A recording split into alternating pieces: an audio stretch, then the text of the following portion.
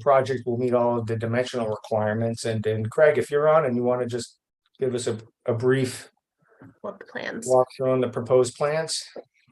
Yeah, happy to do that. If it's okay with you, I kind of my presentation set up. Could I go screen share? Please go for it. Let me stop mine. Okay.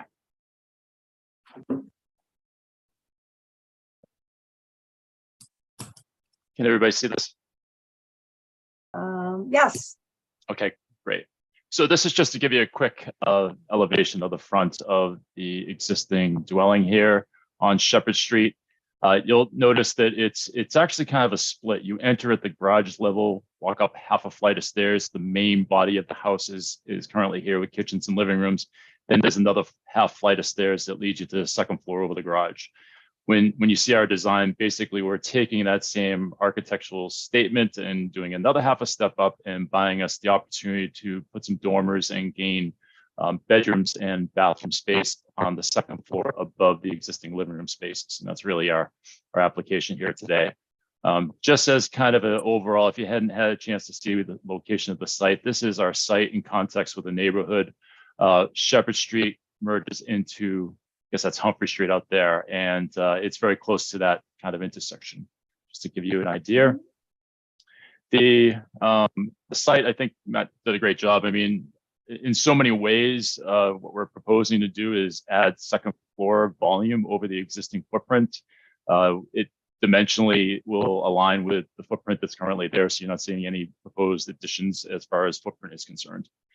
The architecture is such that, as part of our application, I threw in what we consider to be the basement space. More than 50% of this is below grade, but you do have the garage slab.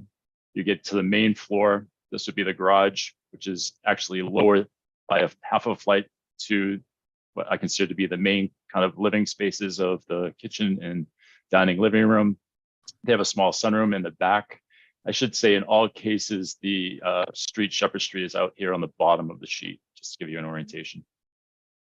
And then the second floor above the garage consists of a couple of bedrooms and a bathroom up there. But you'll see in a second, we're just going to continue the staircase up and buy ourselves the opportunity for a couple of dormers and some bedrooms on the second floor. So the existing exterior elevations, my mouse is very sensitive. So again, sorry, the front elevation, two side elevations and rear elevation. As you can probably see, it is one long linear roof line there with a couple of skylights in it. It breaks as the plate height changes for the second floor volume over the garage.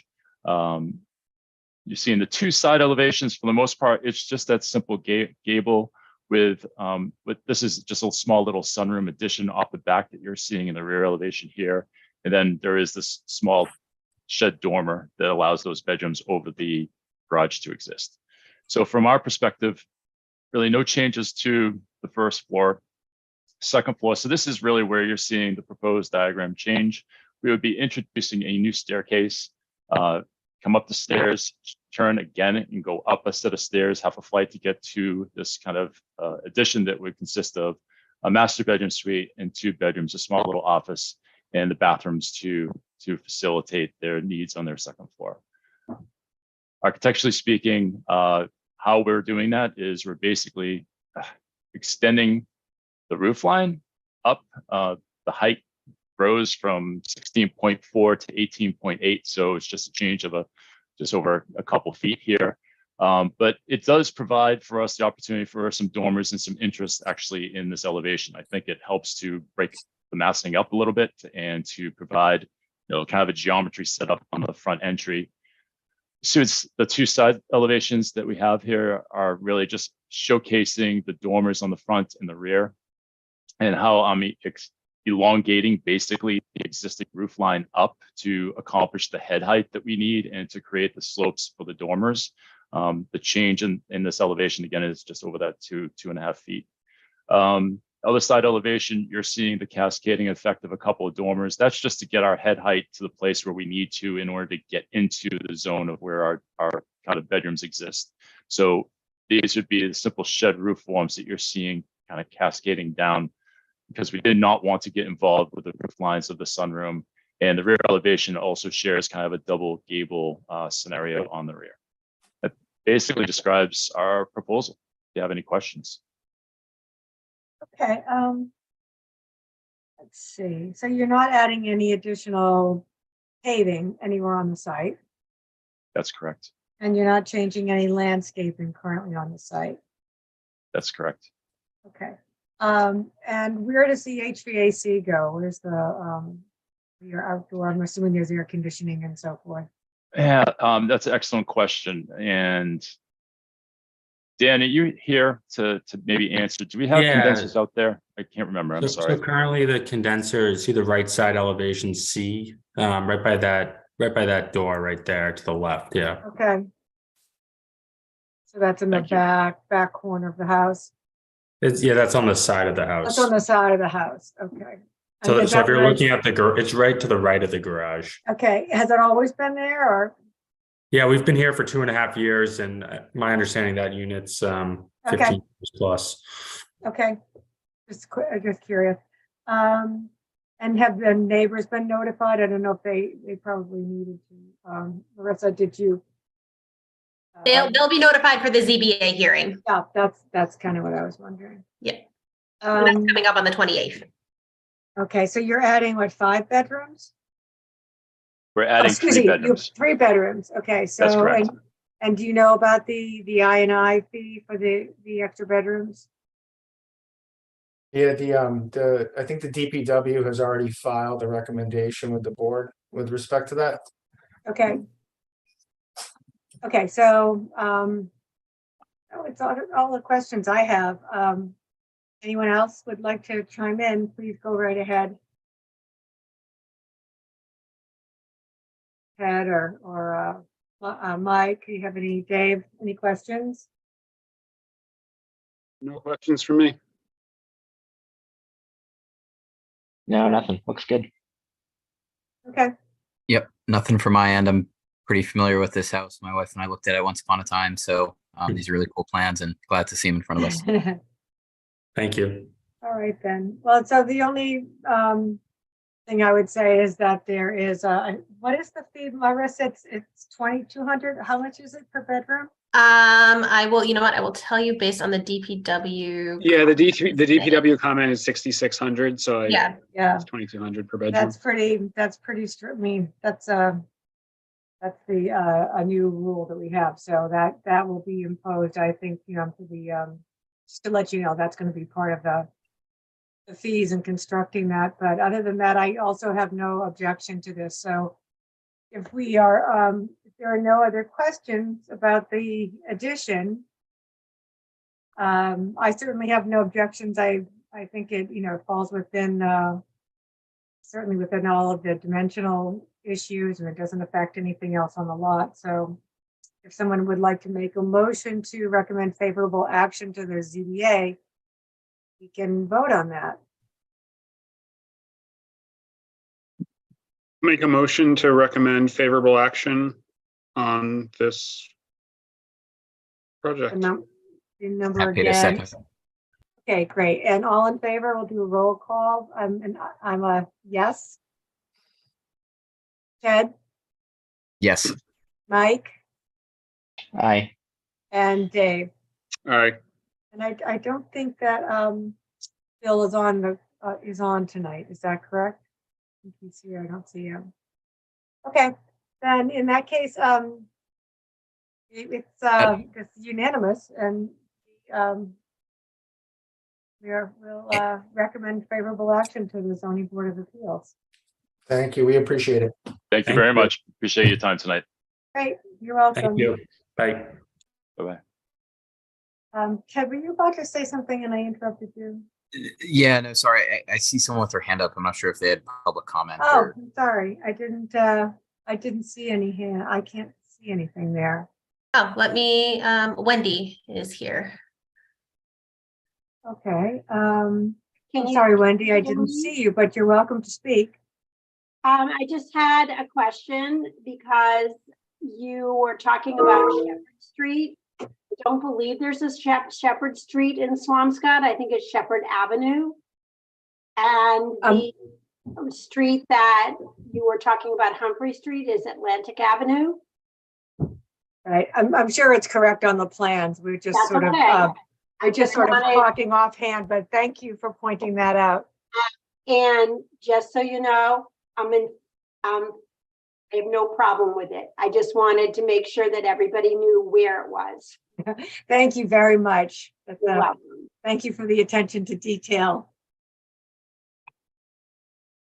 Okay, Right. and so if there's nothing else on that, then we can move on to our next topic, which is the hearing, a continuation of the hearing for our site SPR. Is it, gosh, I don't have the number in front of me anymore. It's 22 dash. 22 dash 3, is it? Let me just double check. I believe so. So it's 299 Salem Street. It's Yeah. the Glover residences at Vinnin Square, and this is the continuation of the public hearing. Hello, everyone. And welcome. And tonight, our goal, I suppose, would be to see if there are, first of all, I'll turn it over to the team, the LEGGAT MCCALL team, and see if you have anything new or anything you would like us to add or any comments to make before we talk about our draft decision.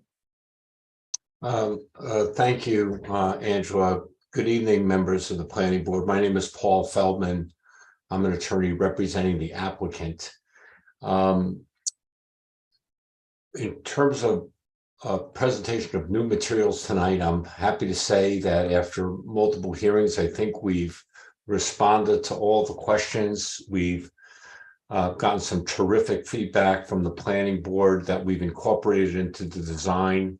I think everybody feels like the design, as much as I think that did a wonderful job originally, is even that much better because of the public comments. So we're appreciative of that.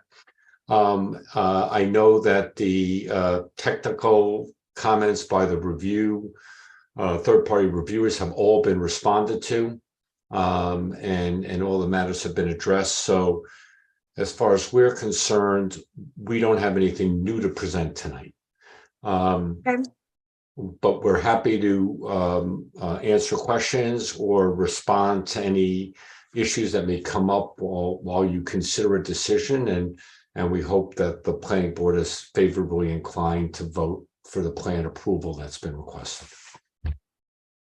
Okay, thanks. Anyone else have any comments before we begin the review? And I guess the other thing I wanted to say, I don't see anyone, and I would just put this out to the planning board, because what we're going to be doing is looking at our sort of updated draft of our decision and kind of going through, we hopefully have gotten it to a point where we can finalize things. And however, because this shall take some time, and I don't know whether there are any people online that want to speak ahead of time. Typically, we don't do that at a public hearing. We'll, go over the matter at hand first and then take comment later. But I thought I'd put it out there to the board to see if you wanted to entertain any comments before we review the draft, if that is important to you. Would we do both? Would we take Oh, comments absolutely. before? We would. Okay. No, I think we should either do one or the other, really. Oh, Although got I wouldn't be opposed to it, but really, really is going to depend on how much time we have. honestly, I think it would be good to take them now. We've talked about this a lot and we haven't Right. necessarily heard from the public. I agree.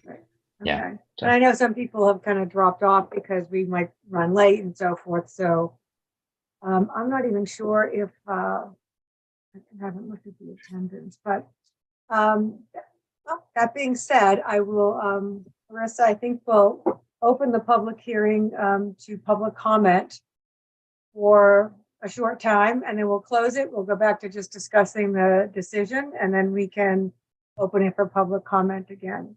Sure.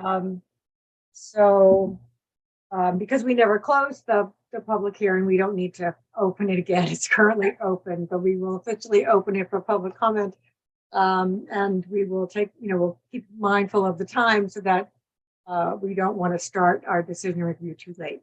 But that being said, I see there is a hand up, and Marissa, if you want to manage that for me, that would be great.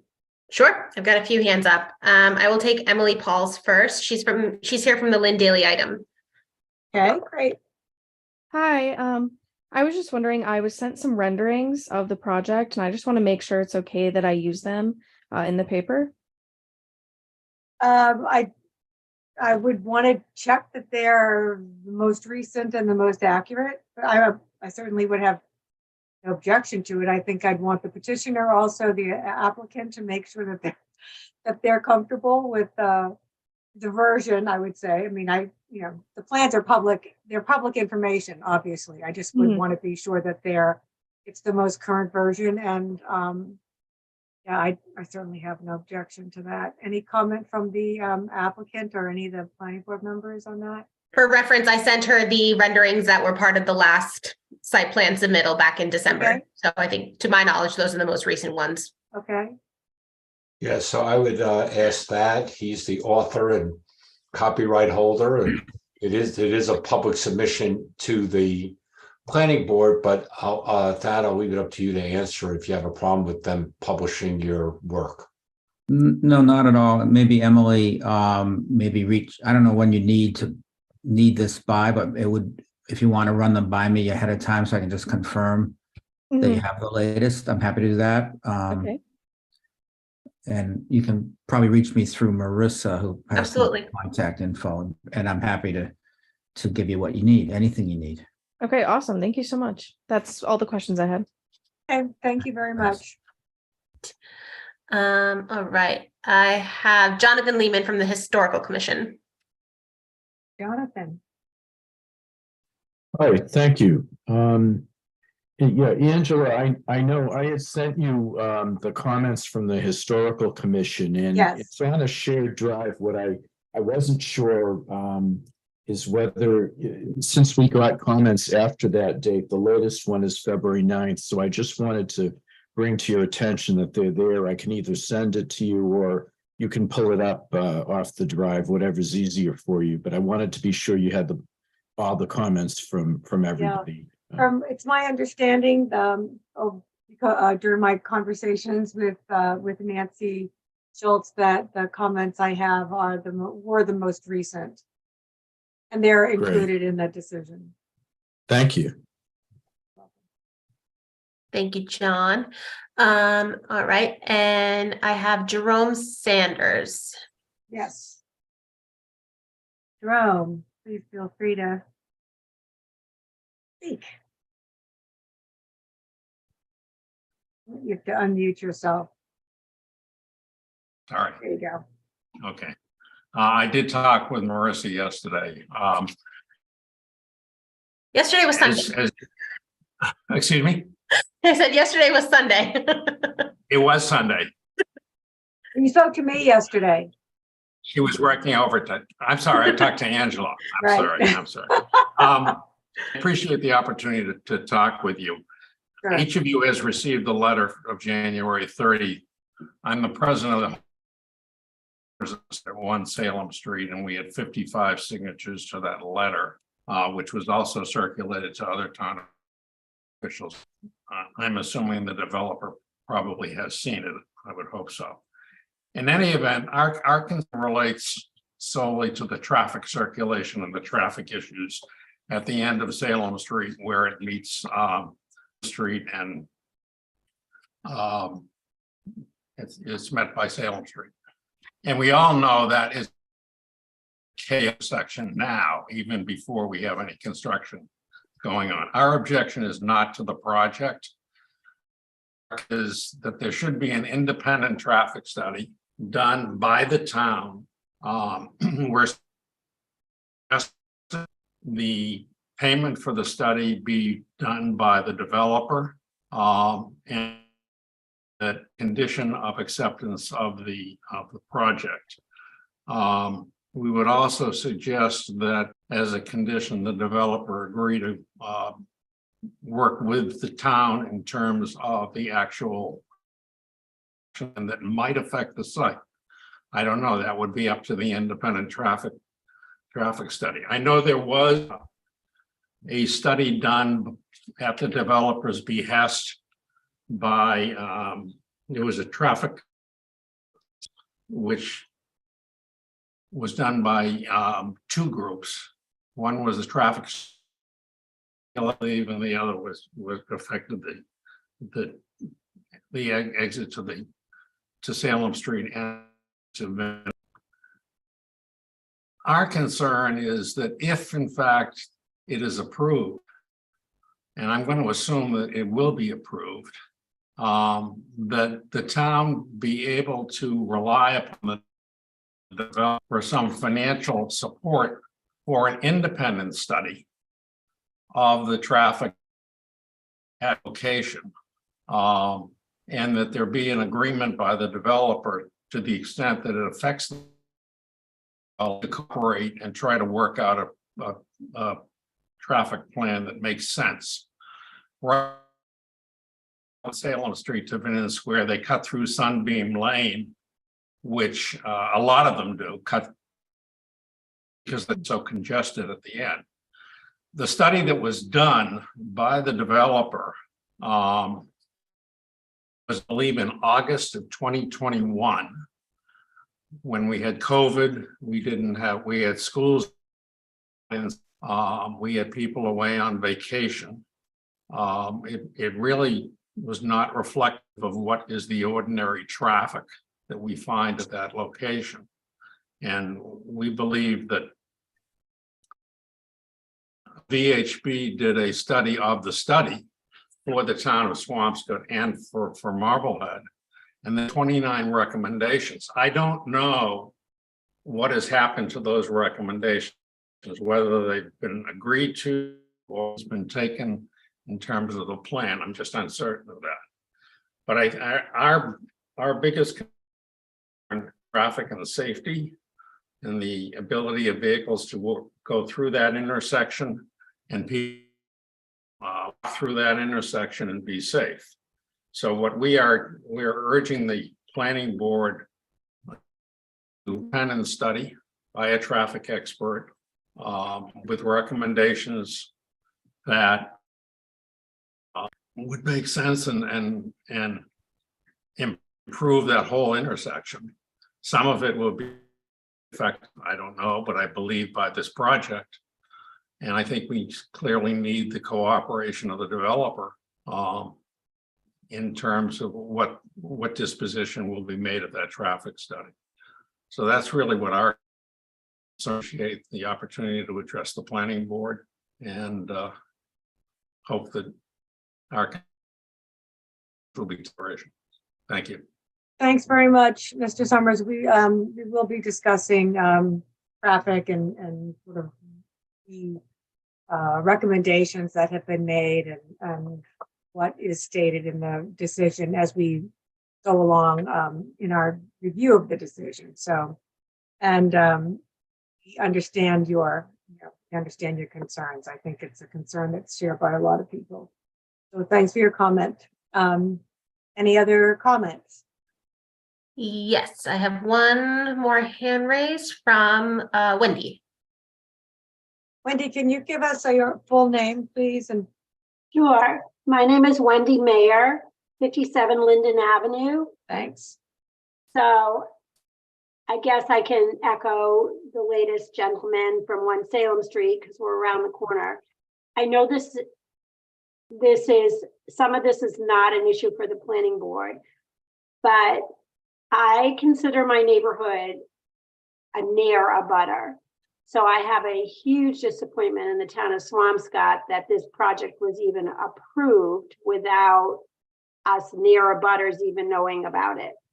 And one of my neighbors and I went and canvassed the neighborhood and put out flyers So they were aware of what was going on, and there wasn't one person in the Linden Avenue, Stanley Avenue, Crosman, all these streets around here, including one Salem Street, that knew that the zoning board had approved this. So we are understandably late to the game. I have personally gone to the building inspector as a physical therapist in the town for 45 years and expressed my concern about the condition of the General Glover property and my total love of that property, and remembering the days growing up, because I've lived here my whole life, where it took 6 weeks to get a reservation and to deteriorate was really, really sad. So my only question right now is, I'm trying to figure out the height of the building. The side, I think it's going to be developed, I get that, but I asked the building inspector, because I wanted to compare another site that's at Vinnin Square so that we can understand the height. So everybody knows the gold building on Paradise Road. So does anyone here on the planning board know this new proposed building in relationship to the gold building, the height of it? Is it bigger? Is it the same? So I'm just trying to get my head around it. Well, the new building is supposed to be 49 feet tall. And I don't know the height of the gold building. Is that something you can find out? Because I've asked like several times to the building. Yeah, I wasn't here when it was built in the 80s or whenever 70s, whenever it was. So I'd have to see if we have any records on file. I mean, I don't even know how many stories it is. It's 3. Up on a bit of a hill, so it's kind of hard to tell. It's 3 stories. I don't know what the height is, I'll be honest with you. I think it would be kind of interesting because I don't think and most of our neighbors object to the project as much as the size of the project and the what's going to happen with the traffic. And the last gentleman who spoke, he's totally on board. You know, what people do already to avoid that intersection is extreme. So anyway. Thank you. We'll try to address those. We'll try to address your all those questions during our discussion, but thank you very much, Wendy. You're welcome. Thank you, Wendy. And I have a hand raised from Brian. Okay. Brian, can you tell us your last name, please? You just have to unmute yourself, Brian. There you go. Yeah, Brian Drummond, D-R-U-M-M-O-N-D. Okay. So we'll go right ahead. Yeah, so Angela, I wrote you a letter with a couple questions on it a while ago, but I'll just ask one of them, which is, has a shadow study been performed to assess how the building shadows will cover the streets in the winter weather and perhaps, cause them not to thaw out? So I'm asking if there's a shadow study, a sun shadow study that's been performed. I don't believe that we required that. No, I mean, I'll defer to that and the team at Leggett, but I don't recall that we asked for a shadow study. And essentially because there aren't, because they aren't, we don't really have an abutter per se. And what I mean by that is somebody who's, within 10 feet, residence is within 10 feet of the structure itself. So no, we didn't require that. And we also didn't require, because the development actually has less impervious surface than the current site, and so the drainage should be greatly improved there. But we'll also discuss, we can, certainly discuss this more as we go through the decision. There'll be more of this information that we discuss. Do you have another question as well? Well, let me just elaborate, because, south is kind of towards 1 Salem Street. So the shadow's going to be across the street in the intersection. And if there's no melting, it will tend to be icy road surface most of the time. That's going to cause issue with the traffic. That's why I think you want to look at that, because you don't want a traffic light area that's totally in shade in the wintertime. That's all my comment is. Okay, thank you.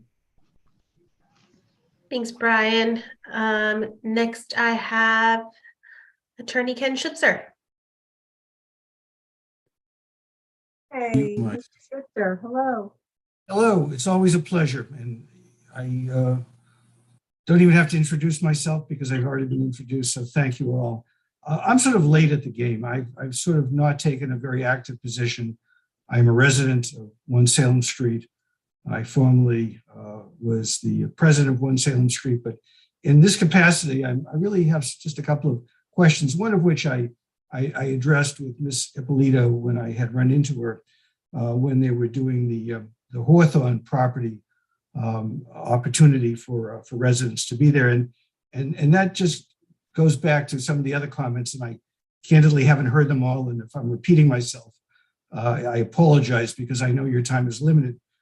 But the question really is one of the linkage or mitigation in terms of monies that are going to be put aside by the developer to ensure that the traffic problems that currently exist will not be exacerbated by the incorporation of these additional cars. There already is a problem. I think we can all attest to that, at least those that live on Salem Street can. And I'm sure that most of you who have ever been in Vinnin Square understand the difficulties that currently exist. So I'm looking at this as an opportunity to address the traffic issues, one of which is the narrowness of the mouth of 1 Salem Street when it enters into Vinnin Square. There are room for 2 travel lanes, one of which was dedicated to making a right-hand turn. It does open up at the very end for maybe 3, which would be one that would be for left-hand turn. But the narrowness of 1 Salem Street in front of the Glover property makes it impossible to have that 3rd lane. So if a car is making a left-hand turn from 1 Salem Street into Vinnin Square, it obstructs the ability of cars on the right-hand side to make a right. Now, maybe by widening it, you will allow those cars to pass because it doesn't require a light there. You can make a right. You can make a right on the without a traffic signal because there's no prohibition against rights. So the question that came up at that point when I was speaking to others is the ability to incorporate a roundabout. Now, I know this is not a new idea, but once again, that's going to cost money. And I want to make sure that there's money put aside to address an after-the-fact problem. Now, if it turns out that it is not, in fact, or would not, in fact, help mitigate the traffic problems that are there, I'm not asking you to put it in if there's been no traffic study that will suggest that. So those were concerns, putting money aside, the mitigation, the linkage issues that are clearly addressable by a developer, and the acceptance of the current traffic problems. I'm not anticipating that it's going to get better, but I surely don't want it to get worse. And I can only imagine by adding more cars into an already congested area, which has been defined as problematic, that we can come up with some suggestions. Now, the other thing I would obviously, and you people are clearly aware of it, is it's just not a Swampscott issue. It's a Salem issue. It's a Marblehead issue. And I'm just wondering whether you're cognizant of whether their respective boards have similarly taken some aggressive action to try to address this.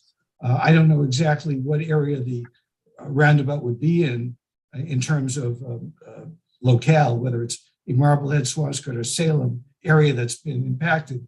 But I think whatever Swampscott can do at this point, before the acceptance of a project, which similarly I would agree is probably a foregone conclusion, but if we can do something to address it well before it becomes a problem, rather than saying, well, let's see what we can do after we determine it's a problem, then there may not be the necessary funds there to capture from the developer in order to afford us an opportunity to have this done at their expense.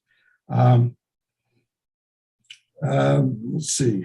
And it really is just, it's anybody who's traveling down one Salem Street. It's just not people who live on Salem Street, but it's obviously Salem Street is a main thoroughfare for people accessing Vinnin Square.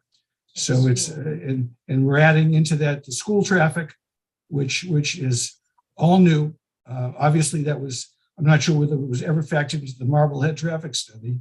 I don't see how it could have been, because those issues were not identified until recently. And to a lesser degree, the new apartment complex or condo that's in Salem, that'll also be accessing Vinnin Square, not necessarily at that intersection, but maybe passing through. So these are concerns that I have.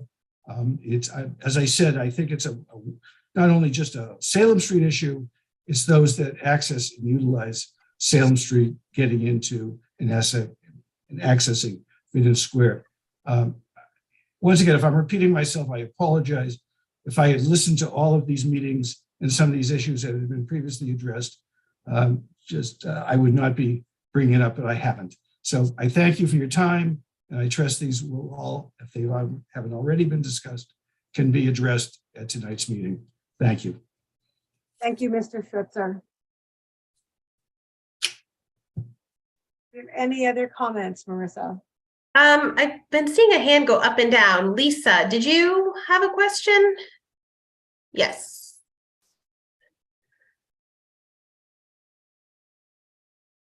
Can you hear me? Yes. Yes. Okay. I'm very grateful that all these other people have the same concerns as you know, Marissa. I've spoken to you before about that. I am a resident, a 6 month, 6th, 7th, 8th month now at Summit Estates in Swampscott. And I have to say, even now, I have difficulty entering and exiting my home onto Paradise Road. And now that it's winter and I can look out the window and see a very good panoramic view, I can sometimes see the police and fire can't get through the intersection and they have to go through the mall and Sunbeam Lane. So public safety is an issue, and I think you need to know about it. I was curious about the idea of a rotary. Actually, right now, I am in Florida on vacation.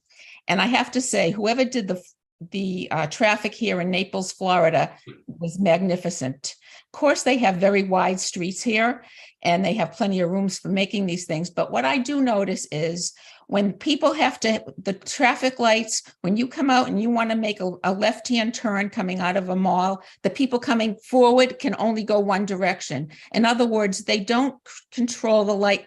We don't have people going in two different directions, straight and to the left or the right, which means people have to stay at a red light longer. People won't like it, but the traffic flows much better.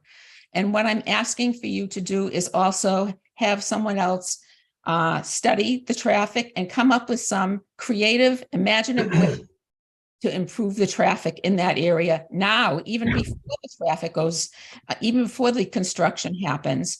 And I wonder if the traffic light on Paradise Road in Vinnin Street, where Paradise Road is a state road, who can change those lights? It doesn't have to be the state, or can the town of Swampscott and Salem work together for that?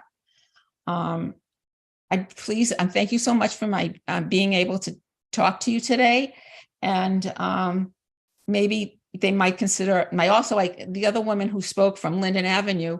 I also feel the same way. I think that the project is way too large because there are too many cars for that right now. And I don't know if that can be changed or not, but please consider something to improve this traffic situation. I thank you so much for allowing me to speak. Good evening. Thank you, Lisa. Thank you, Lisa. All right, for now, that looks like it covers all the questions, comments. Okay. So there's no other hands up right now, then I think we will close the public engagement part of it and just move on to our own hearing. So I don't mean to say that we're closing the public hearing. We're just not taking any public comment while we discuss our draft decision, which is where we left off at our last meeting. So why don't we bring up that decision? Sure.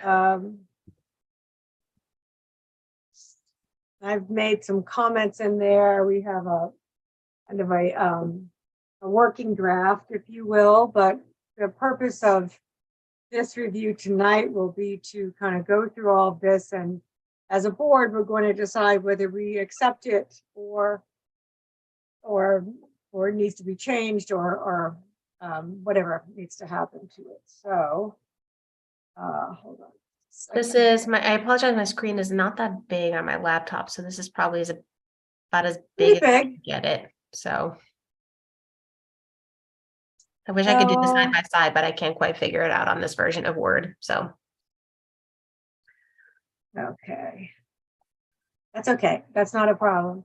So the first thing that happens as we describe the project, and first of all, I just want to say that I think that, this has been kind of a long, drawn out project. I think it's important to point out that because of the size of the project and the different sort of phases of what has to happen and the multitude of concerns and just issues in general that have to be looked into with a smart growth project, which is what this is. I thought it would be very helpful to do a little explanation about what this particular zone is. Several years back, we rezoned the Glover property as a smart growth 40R development parcel, and that enabled any developer at the time. It was, the Vinnin family had not sold it. It would enable the developer to create, I think it was about a certain number of compact, well-designed units, some of which would be affordable, and there were a variety of design criteria associated with that. Over the past year or so, in conversations with the Vinnin family and the applicant, LEGGAT McCall, the town administration came to an agreement to change the zoning on this property to permit by right 96 units on the property, and to create the criteria which we are endeavoring to meet this particular development. This proposed new zoning was passed along to the planning board, who did its review. We held our public hearings on it. It was advertised. It then went to town meeting back in, I guess it was June of last year. And town meeting voted unanimously. I think there was one person that voted against it, but town meeting voted to adopt the zoning. And then the zoning goes to the Attorney General's office, it gets approved, and the zoning's in place. So this has been, the change in use in the property has been evolving over the past couple of years, but it's essentially what town meeting has voted on now 2 times in terms of the future use of this property. So what is being permitted on the property now is what the applicant is allowed to build by right. And that would be, that refers to the number of units, which is 96. That refers to the number of affordable units that on site, which on the Swampscott side only, which will be 17. There's a separate agreement in place with the town of Marblehead that has a 3rd building, and they'll be building 44 units in Marblehead. They have zoning that's town adopted zoning that is for all intents and purposes the same as ours. They have a smaller parcel of land, and so they have fewer units in Marblehead. I wanted to, first of all, bring those facts to light.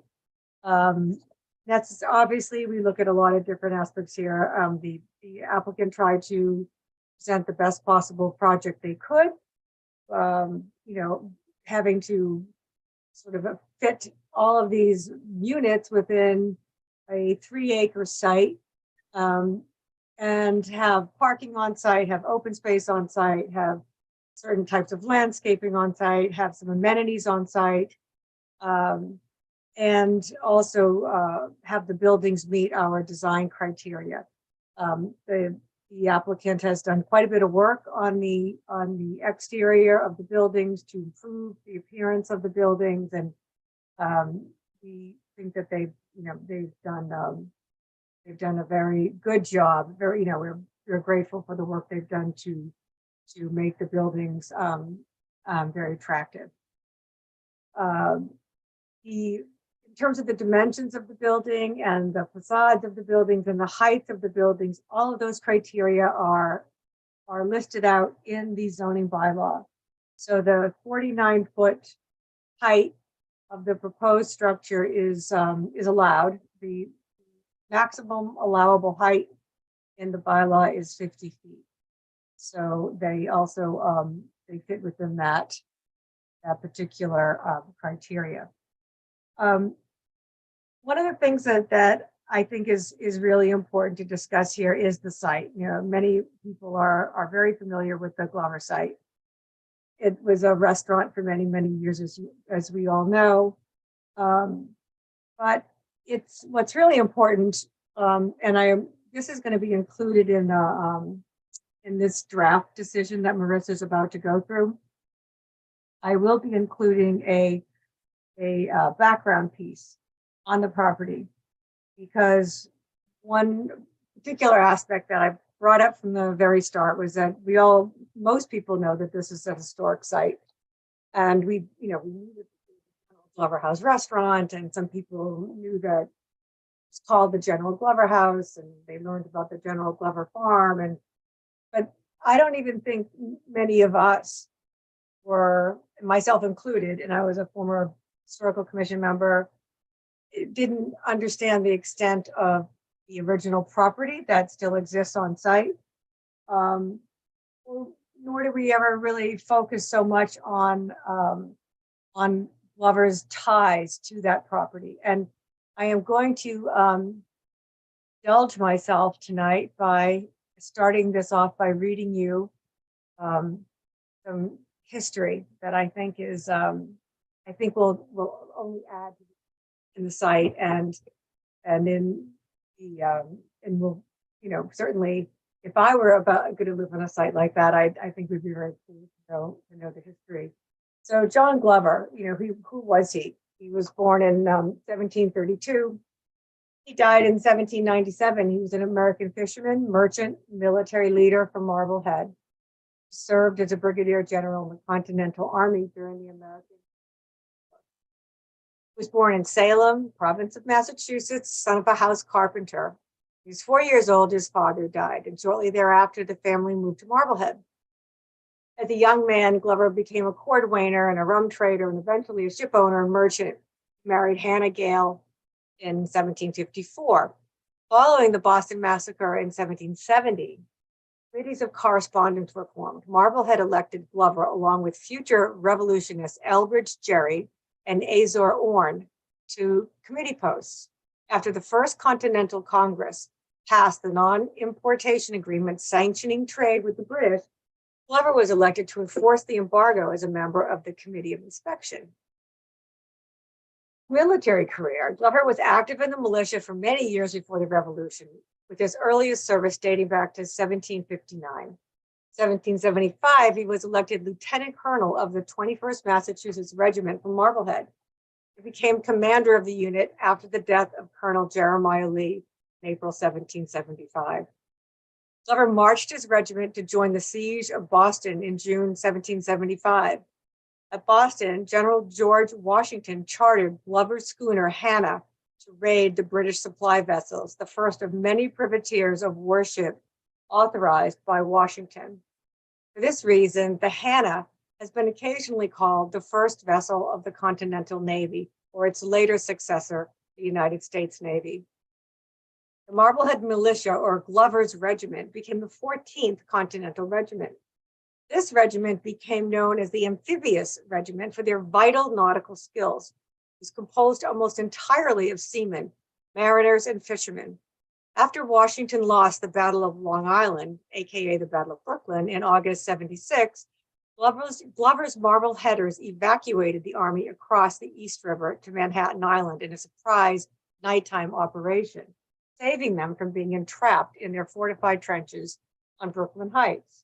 In subsequent actions, the New York campaign, the regiment fought well against the British at Kips Bay when the Redcoats invaded, landing on Manhattan and Fells Point. The last action of the regiment was its most famous, ferrying Washington's army on confiscated river coal ore boats from upstream across the Delaware River at night for a surprise attack on Hessian forces at the Battle of Trenton in New Jersey on the morning of December 26, 1776. The regiment was disbanded as enlistments expired at year's end. Glover went home to tend to his sick wife to look after business affairs. Turned down a promotion to brigadier general in February 1777, but rejoined the war and accepted the promotion after a personal appeal from General Washington. As commander of a brigade made up of 4 Massachusetts regiments, he served in the successful Saratoga campaign along the Hudson River in the summer and fall of 1777 and the failed Battle of Rhode Island in 1778. He stationed along the Hudson for the remainder of the war, guarding against British move up the river in New York City. Hannah, Glover's first wife, died in 1778. He married again in 1781. He retired from the army in poor health in 1782 and returned to his business interests.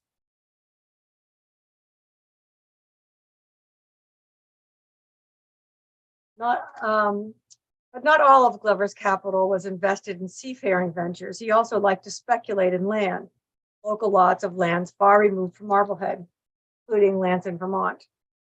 By far the most important piece of real estate acquired by Glover in the post-war period was his purchase of a confiscated Loyalist estate. The property belonged to William Brown, one of the wealthiest Loyalists in Essex County, who owned some 4,000 acres in Massachusetts and 9,500 acres in Connecticut, in addition to numerous houses and land in his hometown of Salem. Because he accepted an appointment as judge of the Superior Court in the colony and the post of Mandamus counselor from General Gage, Brown's name was linked in the Banishment Act of 1778, and he was forbidden to return to Massachusetts on pain of death. A year later, under the Conspiracy Act, property was forfeited in order to be confiscated. Forming a committee of 3 members in 1780, General Court issued instructions for the sale of his property. Glover was particularly interested in one of Brown's estates on the main road running from Marblehead to Boston, located near the Marblehead-Salem-Lynn boundary line. After submitting a petition to the Massachusetts legislature, the Marblehead General was given permission to purchase the property in February 1781. 3 months later, the land passed into Glover's hands for the sum of £1,369. Lying on the outskirts of the town and surrounded by lovely countryside, if you can imagine, the estate, consisting of a large farmhouse and simple design along with 180 acres, became Glover's residence in the post-war years.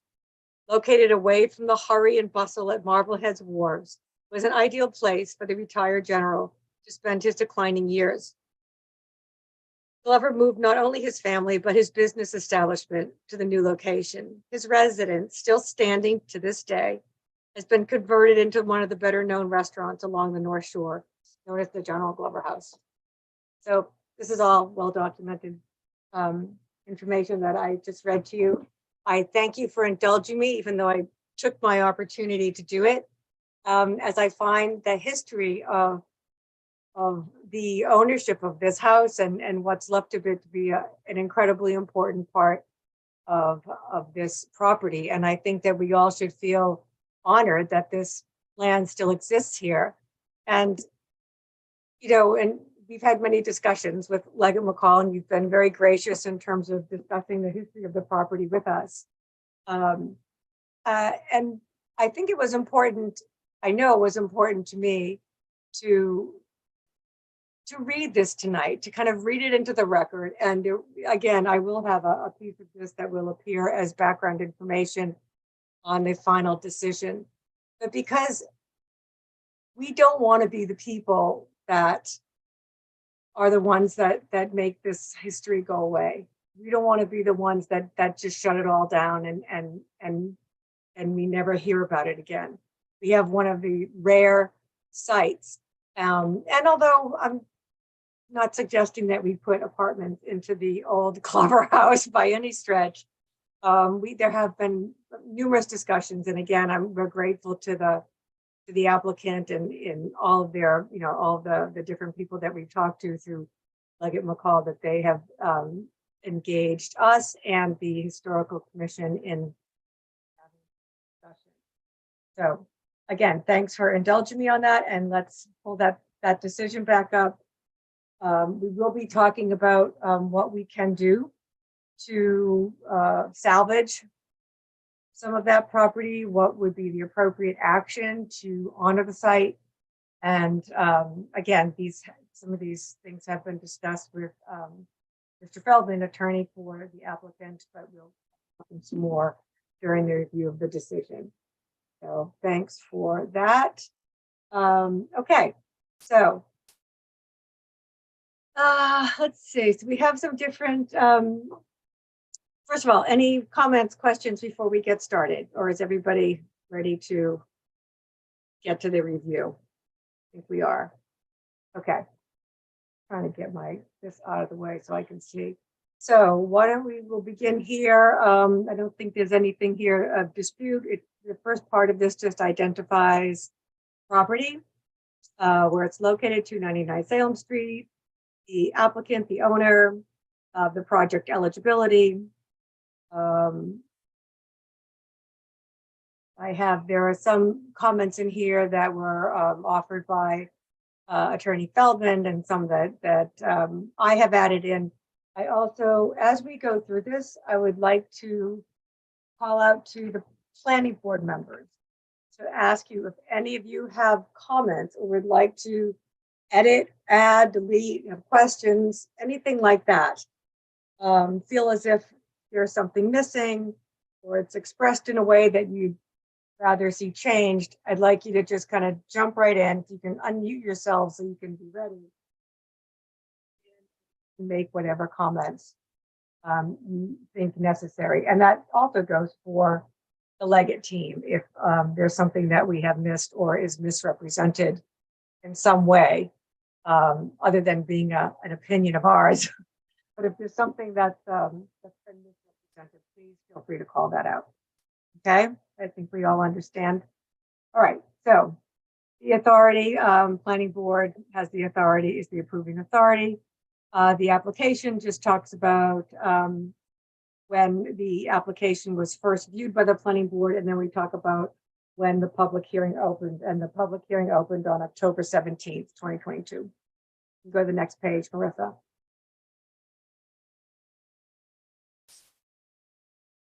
Here we go. Okay.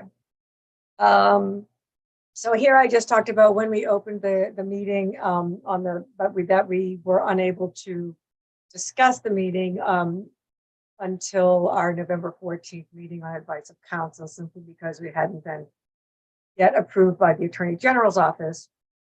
The board, we just mentioned the members of the board. I may want to attended public hearing sessions. I guess, well, Bill's not here tonight. We can make a note of that.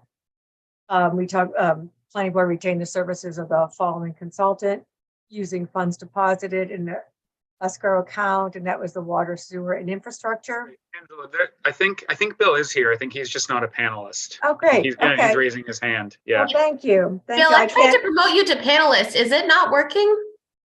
I've tried a couple times to promote you to panelist. It should pop up on your screen. Yeah, can you hear me now?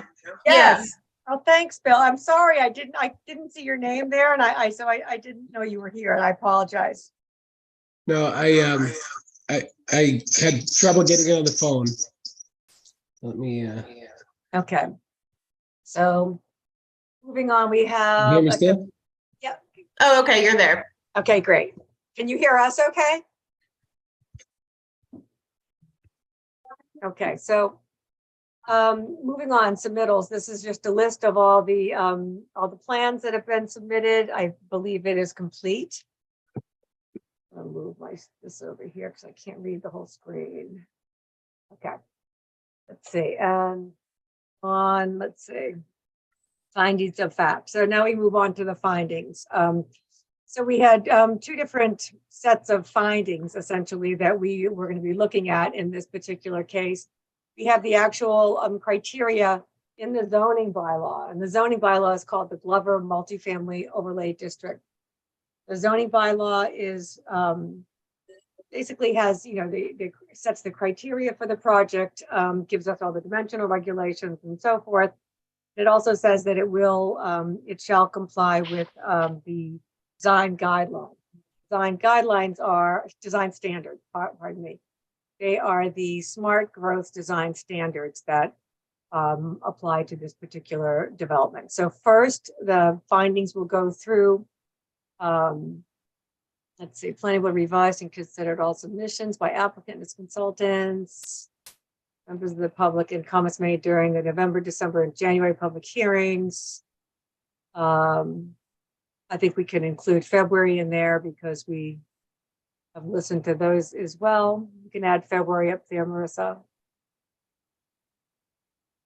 The Glover Multifamily Overlay District includes the development. It talks about what's in the development in terms of the number of bedroom units, which is correct. Just stop there really quick. This is a very small point, but I think if I'm reading the red line correctly, we need quotation marks around GMOD because we're defining it and we go on to use it later on as GMOD. So just to be consistent. Yeah. Thank you.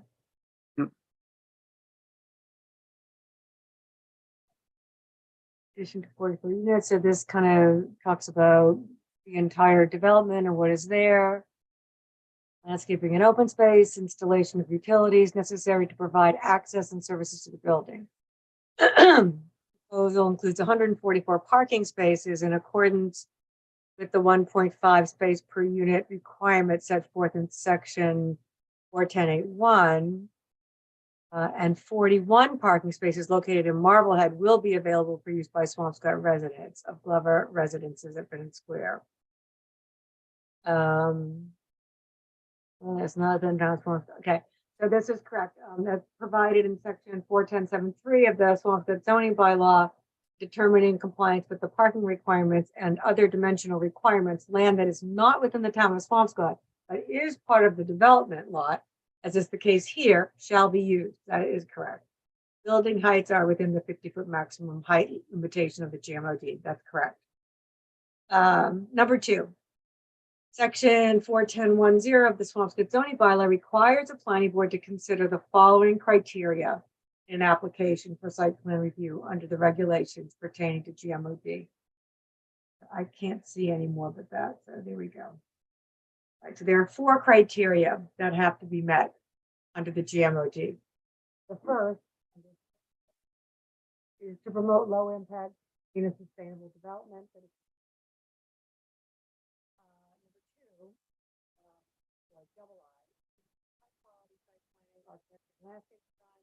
Angela, you're cutting out there a little bit. Sorry. Okay. I have my little microphone here on too. Okay, so you can read the 1 through 4. We have architecture and landscape design that is consistent with GMOD's visual character and identity of the town of Swampscott.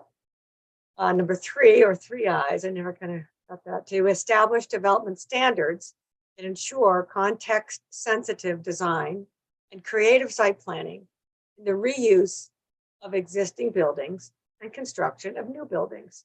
And number 4, to provide for diversified housing stock, a variety of costs in close proximity to local bus lines, including affordable housing, helps to meet the needs of the town's population and promote diversity. Next paragraph deals with what to do in the case of a conditional approval, as provided in section 410.11.7. Planning board may impose conditions to ensure compliance with the requirements of section 410.10 and the applicable design standards, or to mitigate extraordinary adverse impacts on nearby properties consistent with the provisions of MGL Master General Law, Chapter 40A, and its applicable regulations, and to ensure that future opportunities for development are not unduly restricted. Planning board may require construction of an approved development project to be phased for purpose of coordinating the development project with any mitigation required. And we will be phasing some of this. We discussed that a little later in the decision. So that's just part of the bylaw.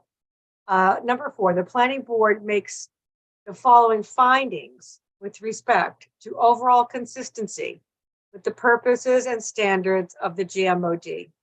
So we will be addressing now all 4 of those criteria that I just read. Number 1, the proposed development, by virtue of its 96 compact residential units. Can you scroll up, Marissa? Thank you. Including 17 affordable, is a comprehensive landscaping plan for buffering, screening, privacy, resiliency, and open space in the clubhouse. The majority of garage and surface parking located behind or within the buildings, and other design elements such as, but not limited to, a plaza and a marker in recognition of historic importance of the site, provides an opportunity for the development to offer a distinctive, attractive, and livable environment. Number 2, by virtue of, and these are all points that, these are planning board's responses to this. So these are the findings. So I want any board member to just interrupt me as I'm reading. Just please jump in if you have comments. Sure. Question for you, Angela.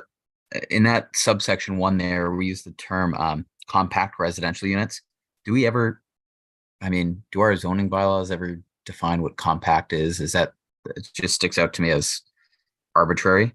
Yeah, it's a term that's used in the design guidelines for 40R, which is what we're essentially what we're using.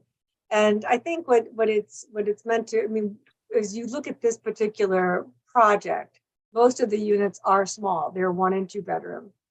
We have a few 3 bedrooms, but they're not, with the goal being that the units become more compact and the open space and the green becomes more, greater than it might normally be in a development like this, where you might see less green and more parking behind the site or under the buildings, and create more green space. Right. That makes sense. So the term compact is used in the design guidelines, though? It is, yeah. Okay, that's fine. I just wanted to make sure. Term that's commonly used in 40R design guidelines, and that's what ours is based upon. Okay, makes sense.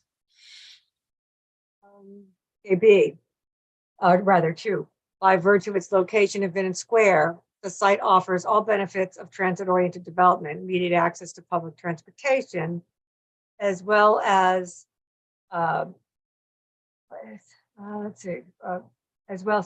easier pedestrian or bicycle access to shops and restaurants. The proposed development will create pedestrian walkways for circulation within the site, as well as improvements to existing sidewalks, crosswalks, and adjacent bus stop. A circulation plan that prioritizes pedestrian and bicycle and vehicular safety is provided for a successful residential environment. The site is distinguished as the former homestead of General John Glover, as it has been importantly associated with Swampscott's identity, has historical significance that shall be recognized through some degree of preservation. And then we do have an appendix of the recommendations. The appendix number just needs to go in there. Wait, does that follow that? Does that last sentence, speaking to historical significance, is that its own point? Because Yes. So go back wasn't to, numerat 2 about traffic circulation? it's about, so we were on, right, number 2. Okay, so you can scroll back up. It talks about, number 2 talks about visual character and the identity of the town of Swampscott. High quality site planning, Okay, I see. architecture and landscape design that is consistent with GMOD's visual character, which is the compact design, green space, and so forth, and the identity of the town of Swampscott. Okay, And- got it. Thanks. Okay, sure. And number 3, the development promotes sustainable strategies through its reuse of an existing previously developed property, as well as its conversion of existing impervious paving to additional open space on the property, which will improve and manage stormwater runoff with best management practices and will result in greater site permeability than what previously existed. Sustainability features of the development are set forth on Exhibit A. Distinguishing this site as a prominent Revolutionary War era homestead will contribute to its context-sensitive design and will result in creative site planning and the reuse of existing buildings and construction of new buildings. See appendix, whatever it is. And we get into more of what we're exactly talking about in the appendix. And then the number 4, that's all about diversified housing stock. So this is just addresses exactly what we're doing there. So the development is, as proposed, provides for a diversified housing stock at a variety of costs, close proximity to local bus lines, and includes 17 affordable units.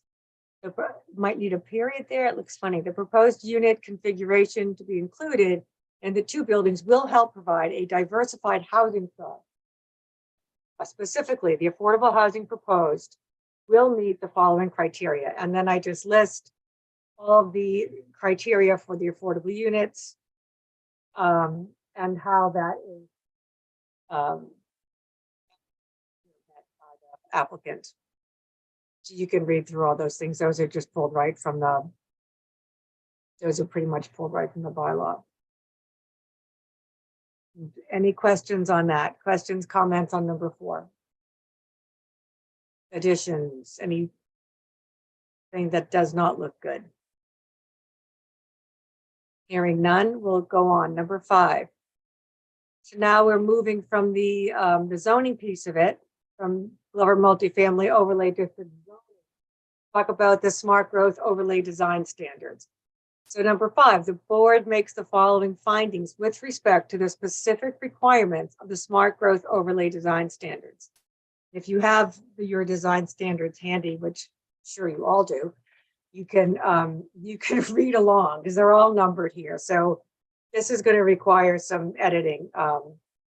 But number 4 in the printed out version of the smart growth overlay design standards. If you see the actual standards and you're looking at the numbers, number 4 in this guide in the standards is guiding principles. The proposed construction reflects the use of building materials such as architectural asphalt, roof shingles, panel board and batten, horizontal siding, shingle siding, standing seam metal roofing, stone veneer, overhang soffits, variety of window types, and exterior wall surfaces that incorporate design detail through a combination of architectural elements, materials, varying setbacks, and roof lines to ensure that buildings are visually interesting and complement the immediate commercial Vinnin Square neighborhood and entry to town. Overall site design will incorporate a landscape park to include a monument noting the historical significance of the site, which was part of a land grant to General John Glover in payment for his service as a brigadier general in the Continental Army during the Revolutionary War. The homestead was occupied by Glover from 1781 until his death in 1797. That was pulled right from the design standards description. The original homestead exists within the buildings currently on site and will be assessed by professional structural engineers. The integrity of the structure, which, depending upon its condition, may be incorporated into the monument site on the property. Any comments about that? Angela, I just want to make sure I understand what that's saying. So the structural engineers are going to look at it, and depending upon what they determine, it's going to get incorporated into the design. Help me understand what you're thinking there. What we're thinking is that, and I think you were at our meeting when, well, at the at the historical commission meeting, we were talking about this. So in a perfect world, what would be the most, the best situation that could possibly happen? It would be to retrieve whatever salvageable material is available and use it to recreate little, 800 square foot house on the property, which would essentially fit in the space where the monument might be placed. Now, these are just, it all depends on what's available. We all know what the condition, well, we know what we've seen of the condition of the house, the original house that's there. We're not talking about the entire house with the L hanging off the end. This is just the little square house, the original house. And we do have in the appendix some sort of a timeline of the evolution of the little house and what the original form was and what was added on, so on and so forth. So we know that there are some structural pieces that are there. So the idea is that we have an obligation to examine these pieces that literally date back to 1700s, that are, first period structures on the land, and to see if there is anything salvageable.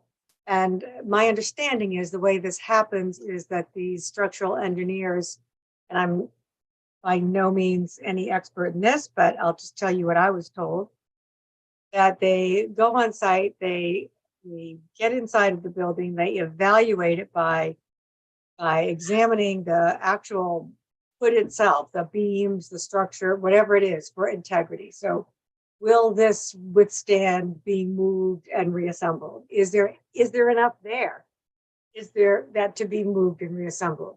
Is it, we don't even know if it's possible. We don't even know if it's possible. I mean, you've seen the pictures that Thad took. I'm sure that the engineers will find pretty much the same thing. So what we're putting in here is not, you'll see when you look at their recommendations. They're if we can find this, then we'd like to see that. If that's not available, then we're going to retrieve pieces from the site, maybe try to reconstruct it someplace else and salvage as much as possible. And in that situation, it would be kind of the very least we could do would be to create a stone monument. But we feel it is our, doing due diligence in paying homage and the appropriate tribute to the site. We have to at least explore the potential for saving part of the structure. Yeah. So Andrew, let me try to say this. I have to wait and see the appendix. I'm hearing this for the first time. Right. What happened at the Historic Commission, I think I made it clear that there will not be room on site for this structure, temporarily or permanently. Understood. If it could be preserved, great. We're willing to cooperate and work with the community to give them an opportunity to preserve it. It is not the property owner's responsibility or job. And we designed this entire project. I don't know how you're going to take the monument area and start putting structure there. You guys have looked at the site plans. You've been through it with us on the site plans. And right. I'm only expressing concern that we have a vague requirement. Maybe it gets cleaned up in the appendix, But this language, what it says is that it's going to be assessed by the professional structural engineers to determine the integrity, and depending upon its condition, may be incorporated into the monument of the site. That's who's going to make that determination? Who's going to pay for the incorporation? That's just not the obligation of the applicant, and it would not be an appropriate condition. So I'm trying to figure out how we can, certainly we want to work with you guys to give the community every opportunity to salvage and preserve. We understand the importance. We're not diminishing it at all, but it's not a historic site. It's not a historic structure. It's not a landmark. It's none of those protected provisions. And we're trying to do something for the 21st century that I think is important. Help reclaim that property, provide housing, provide affordable housing, and do it in a way that's sensitive to the community. So how do you, that language as it is, I think needs some work. That's all. I'm giving you a reaction. Okay. Any comments from the board?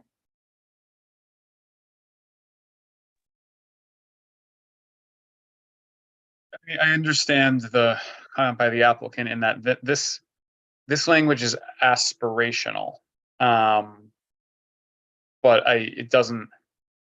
I don't want to close the door on something that we might be able to do. I think we do ourselves a great disservice. So I'm not saying that it has to, that, you know, maybe the language is wrong. Maybe we can fix the language. I don't want to say that it can't happen. I'd like to leave the possibility out there that maybe we'd all be surprised and there's a opportunity. We look at the plaza space at roughly 14,000 square feet, and you look at this little tiny structure at whatever it is, 800 square feet. It's not, it's no, not. I don't think this is something as simple as a language issue. I think that there may be a disconnect between the I don't know if this comes from the historical commission, or I know we have different historical groups in town, but there may be a disconnect between the historical preservation idea and the applicant. And when I said this is aspirational, this last sentence here, the original homestead, et cetera, et cetera. This idea that depending upon its condition may be incorporated, that doesn't mean anything because it doesn't obligate anyone to do anything. And so it seems like this is just being on, like, if this is what is put into the decision, it will make us feel good because we're, quote unquote, keeping the door open. Right. But it's not requiring the applicant to pay for incorporating a feasible structure onto the monument site. And so what's the purpose of saying this if we're just saying it might? Are we trying to, well, let me ask, are we trying to say that the applicant wouldn't stand in the way of the town moving the feasibly movable structure to a different part of the site? Is that what we're saying, or are we asking the applicant to pay to do that? I think we're, again, I'm putting words in the mouth of historic commission members, but I will admit that I do share the desire to create a more meaningful. I mean, look, if we can't get, if there is like poke your fingers on site, then all we can do maybe is salvage artifacts, and that's going to have to be enough. I think it's, when you say aspirational, that's actually probably a very good word. So what I want to do is, I know that putting an aspirational condition. The condition is a requirement that the applicant needs to. Well, this is a finding, and that's the other issue. So this and the conditions are two separate things. So maybe it's just their comments, their findings, and maybe just saying that I can leave this at the original homestead exists within the buildings and will be assessed by professional structural engineers. Determine the integrity of the remaining structure. Period. Again, as long as that assessment is being done by someone else and being It funded is. by someone It is. else. Yeah, Being done by I absolutely know it is. I understand, Angela, that it is, and we're going to cooperate with that. But you guys were approving a site plan that's been meticulously developed with civil engineers and with the planning board and with the comments of the town boards. How do you add a structure to that site plan? I'm lost here. Well, I think that it's a matter of whether or not you also believe it's important to try to preserve a structure that's been there since, such a long time, and that does have historic significance. I mean, regardless of what's been recorded or anything else. I mean, there is no denying that it has historic significance. And yeah, so the question is, I really believe, Angela, that with money, you can almost do anything. no, agreed. I know that we've talked about the monument, we've talked about the site, we're using, items that we've already discovered on site in the monument, and then allowing kind of, examination of the site and so forth. I think that the idea is just to not close the door on using that monument site for something a little more, for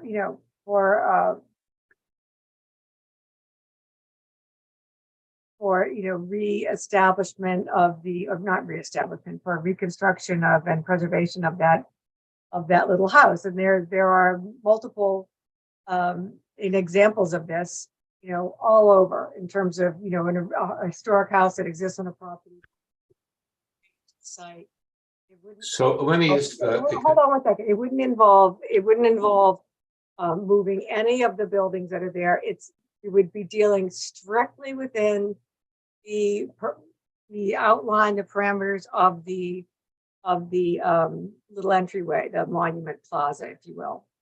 So I don't know if it would work either. It's leaving the door open to that. It's just leaving, and this is really going to be an issue between between the applicant and the historic commission when you talk with them. I mean, I'm putting it in the designs and in this decision because I think it's important that it gets brought up in the findings. But in terms of what happens to it, that really is between you and historic commission when you're going through the whole significance, hearings and so forth. I'm fine taking that language out of there at the end there, because I understand what you're saying. And my point here is not telling you that you have to build a structure on that site.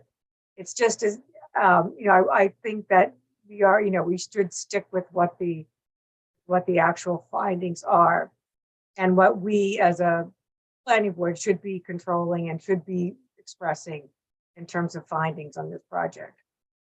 So so Marissa, why don't you take out from starting with you're going way back up here. Yep. From the bottom of it, and just put a period after structure and get rid of the rest of the sentence. What, in which paragraph am I? You're in the right paragraph. Go down to the second last line. Yep. Keep going down. Remaining structure. Oh, structure, remaining structure. Yep. Period, and then get rid of the rest of it. So that way it's just a finding, and that's all there is to it. Well, and that's an accurate statement. You're right, Angela. What you wrote there now is accurate, because it is going to be assessed. So that's it's on the record that. Yeah, that's fine. We're okay with that then. Yeah. And what about the board? Is the board okay with that too? Yeah, I'm okay with that. Yep. Okay, so moving on. So I renumbered these because we don't do the little letter I in the smart growth design standards. The way that they're laid out is they're numbered different. I wanted to make sure that we were referring to the specific numbers of these topics in the design standard. So starting with the building height and massing, which runs from 5.1.1 to 5.6. So there's nothing here that is not in compliance. I mean, the height and massing is scale, the proportion exterior, it's consistent with the multifamily construction.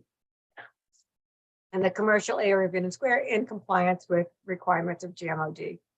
There's no issue there. We'll get rid of that little I, 2 I's, 3 I's, and all that business. That has to be edited. Excuse me. Again, I'm talking about sidewalks 6.1 to 6.6. Everything, the placement of the buildings on the site allows for improved pedestrian and vehicular circulation consistent with design standards. No problem there. And we go down to 7.1 to 7.8 location of building and garage entrances, consistent with design standards insofar as they provide direct access. Sight lines are complying with traffic standards and shown on the 2 site distance plans submitted by the applicant's traffic consultant. We have those and will be maintained by keeping the sight lines shown. Those plans clear of landscaping, snow piles that may interfere with the site distance. Then we get to the topic 7.9 to 7.10, the site, the design. I'll read you exactly what it says. So the requirement there, 7.9 says the entrance to any internal parking shall be secured with a gate in order to limit access. The gate shall include a visual and audible notification to alert pedestrians of existing vehicles.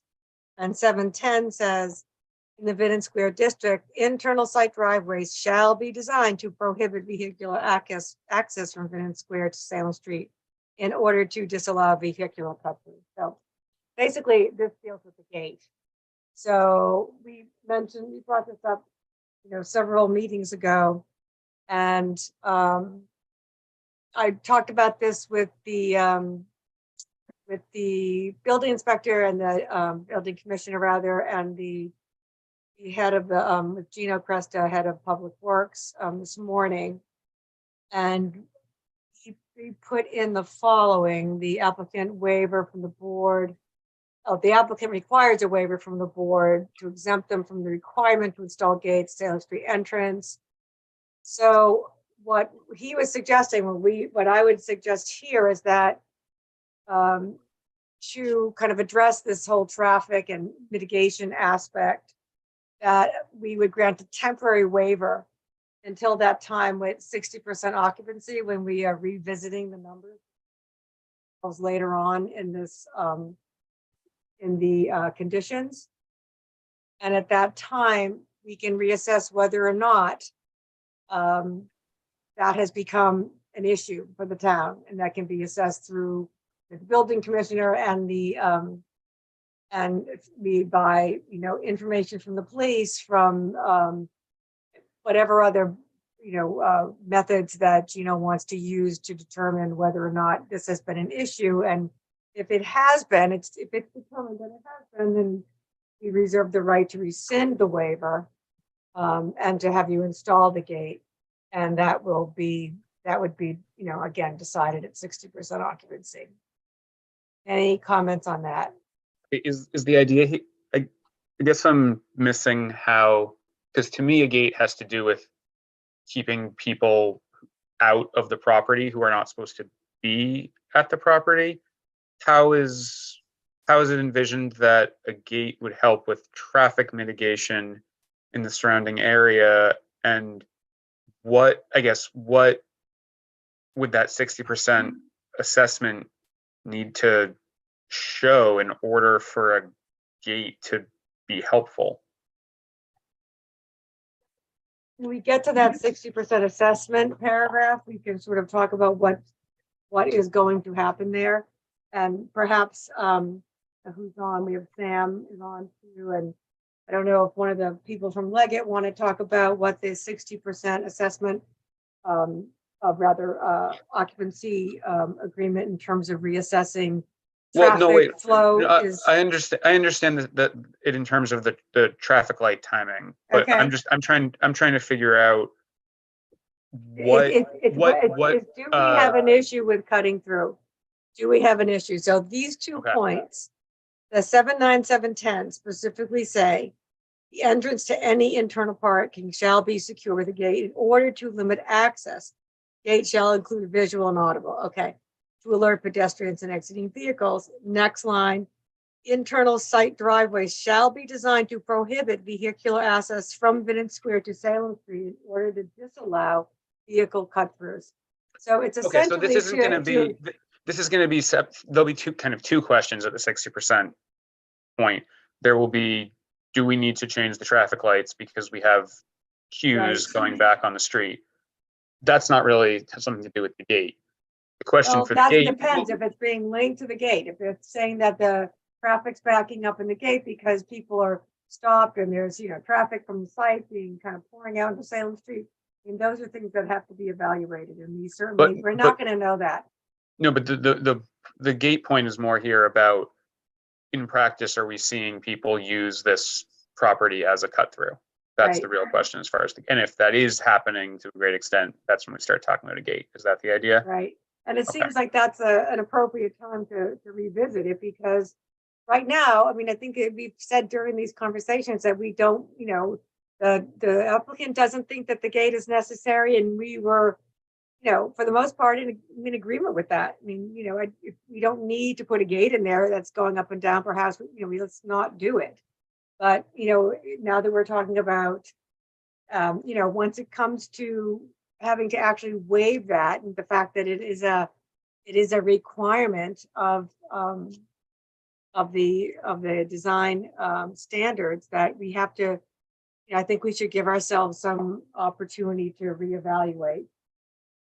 Yeah, I just wanted to understand what criteria we would be reevaluating it on, but I understand now. It was also, this was something that was also recommended by W.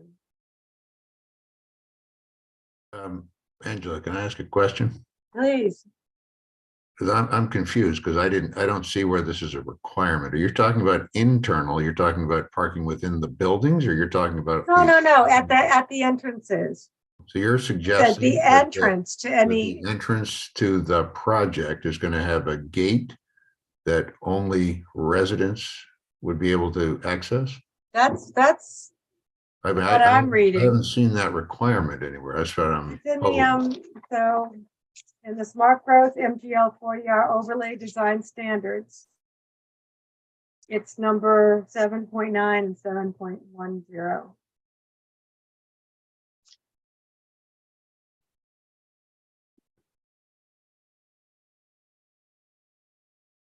You do not have a copy of that, or? I don't. No. We can go back and look at it. I mean, this is the first time hearing of that. So I did. Could you read it out, Angela, maybe, or? Pardon me? Could you read it out, maybe? I'm looking at it right now. So it says the entrance to any internal parking shall be secured with a gate in order to limit access. So I guess the question is what internal parking is. Yeah, so let me just, I mean, again, if we look at the site plan, there's a driveway off of Salem Street. The driveway takes you into the site. From that driveway, you can access parking. And there's, so is the idea that we're going to gate the parking within the site? The idea was that there'd be a gate going across the entrance to, to Salem Street. And I mean, we can only control what's in Swampscott. So I don't know. I mean, I thought Marblehead had similar guidelines, but maybe the arrows are not the same. Yeah. I'm sorry, I read. Confusion is internal, as in internal to buildings, as opposed to internal to the lot, because there will be a gate for internal parking in the buildings. But there's a driveway running through the middle of the site, so I don't know. Yeah, I'm sorry, Bill. I mean, that's how I had read it, and assuming, and the main driveway through the site, as you know, is designed with the bends and so forth to keep it to be extremely inconvenient for somebody to do the shortcut, especially with folks backing out onto that and pedestrians crossing. It would seem that if at some point it was a problem, a few well-placed, speed bumps on that twisting main drive would be appropriate, but I don't know they'd ever want a gate. You have obviously UPS folks and guests and so forth coming, babysitters, whatever, coming in and out of the site. Confusing the way it's written too, because the next to 7/10 is in the Vinnin District internal site. Again, it's site drive. Yeah, I'm sorry. We can't hear you, Angela. We can't hear you, Angela. I'm sorry. Can you hear me now? Yes, Okay. yes. much Sorry better. about that. So we had, so the first one, 7-9, entrance to any internal parking. I think maybe it's just that this is poorly written. I think this is supposed to refer to a garage because Like the parking, second it should sentence, say parking lot or parking garage. I think internal parking means like indoor parking because just where it says the gate shall include a visual and audible notification Yeah. to alert pedestrians. That's, I'm thinking of in the city, when you Right. have a parking garage, you have a, incoming car flashing. You wouldn't have that at the street. No. If you had a gate on the street, you wouldn't have a notification system. Well, because we don't have any parking entrance off the street. That's exactly right, Mr. Chair. You're 100% correct. That's not how the project was designed. Right, so you're right, that doesn't make any sense, because then this will say, and I think that is the problem with the way these were written, which is the entrance to, it should have said any internal parking lot or garage.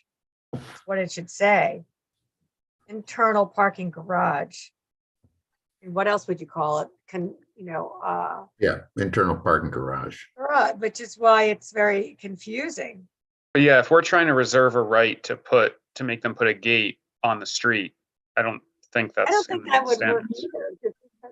Yeah, I mean, I think No sense. I think this, again, I think that is onto something, the applicant doesn't want people cutting through just as much as the community wouldn't want it, I assume.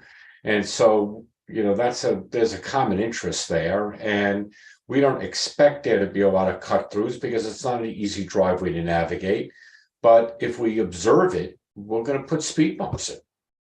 And that usually, so we did talk about, I did ask you about putting a speed table, doesn't have to be a bump, but a speed table towards the, the straightaway end. Like, so when you come in the Marblehead entrance and you just make that first corner, there's kind of that straightaway that people can, if they are going to speed down, felt that a speed table, I think here it says speed bump, but it was a table that we were talking about to be located near that east end.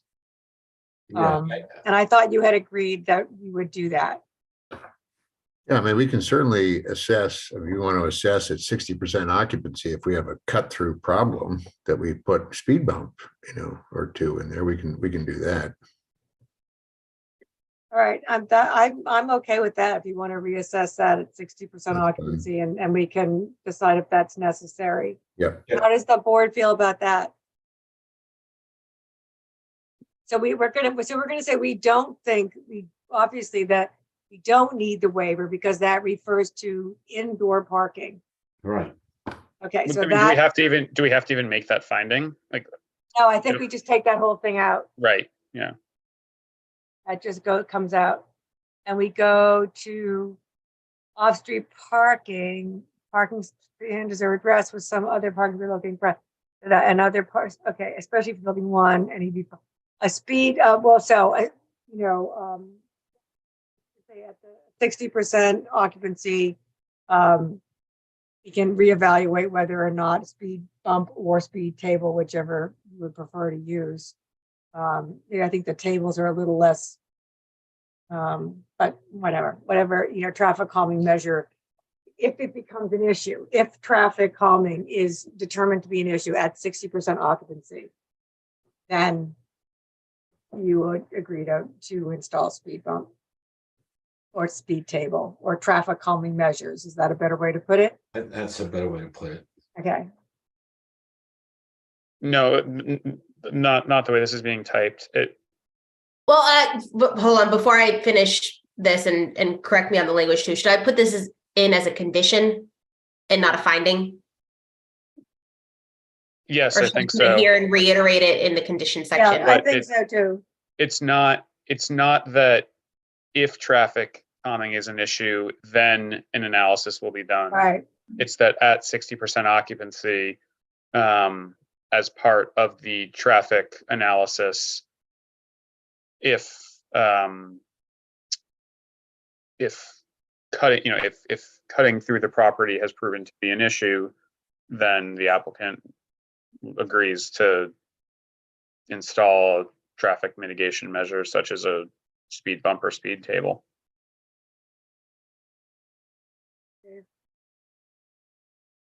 And I don't know that if cutting through the property has proven to be an issue, that's a little wishy-washy. Yeah. Yeah. Maybe we can fix the language a bit on that. And you don't have to say where to locate it then. I think that is something that they can be determined at the time. Would you agree? Is that agreeable to take the location out? Yep. And I think Marissa's right that we're going to cut and paste that sentence into the traffic condition. Right. Yeah. Yep. That's fine. When the time comes, you'll move it to the traffic condition. Okay. Well, Exterior lighting. I mean, I think that we have plan that we have is our exterior lighting plan at this point. Is that a final plan? Yeah, and I forgot the sheet number. It's in the landscape set. There's a full photometric plan of the site that indicates Okay. the foot candle level and that there's no spillover off of our property. I think what we didn't have was an actual visual of what the light posts look like. Yeah, those are also in the landscape set as well. I didn't see that. I didn't see them depicted. Maybe I might have missed it. Yeah, Okay. let me see if I can find the sheet number, Angela.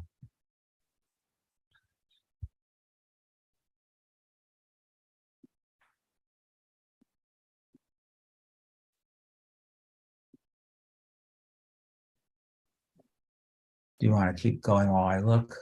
Sure. Why Thanks. not?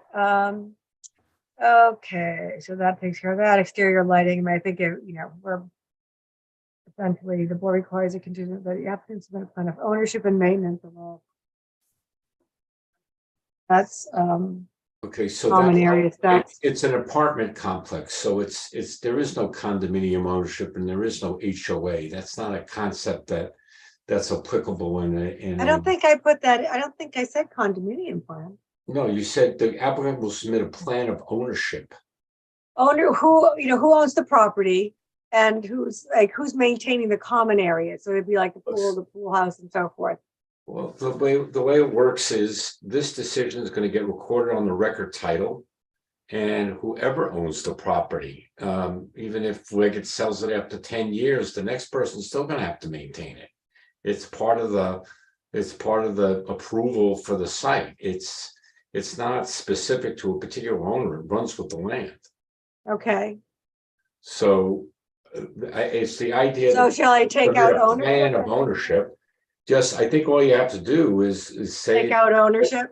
Take out ownership and just say the applicant's going to maintain the common area. Okay.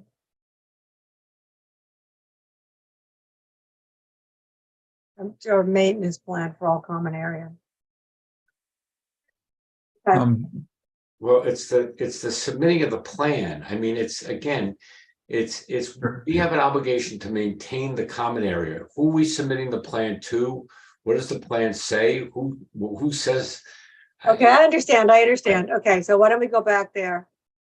And just say the owner shall maintain all common areas. Exactly. That we're obligated to do. Okay.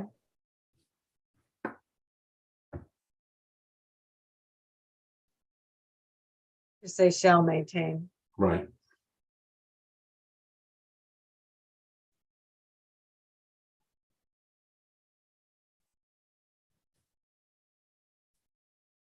All common area. Okay, great. And 10.4 was a monument. 10.4 has to talk about the monument, knowing the historical significance of the site, including reference to General Glover. That's also in the guidelines. So I just said it, that shall be included.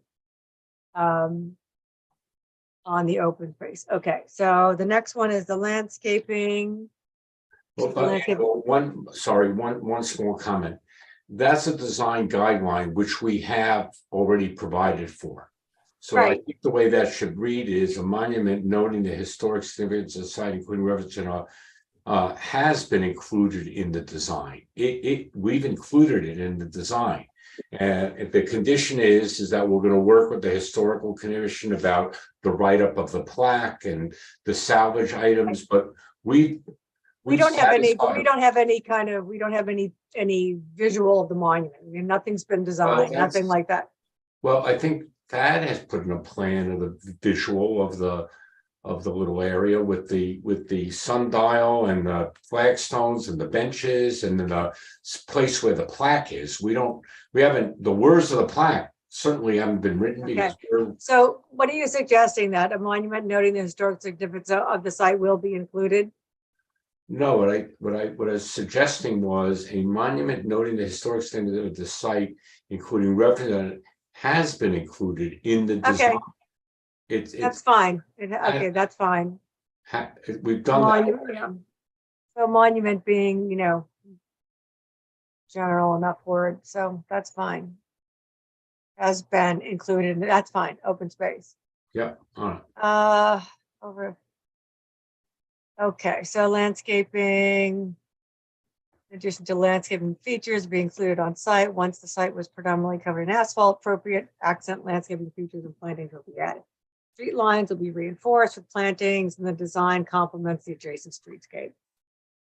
See additional comments in section 4 below. Oh, are you going to put irrigation? That was my question there. You never discussed irrigation on the site.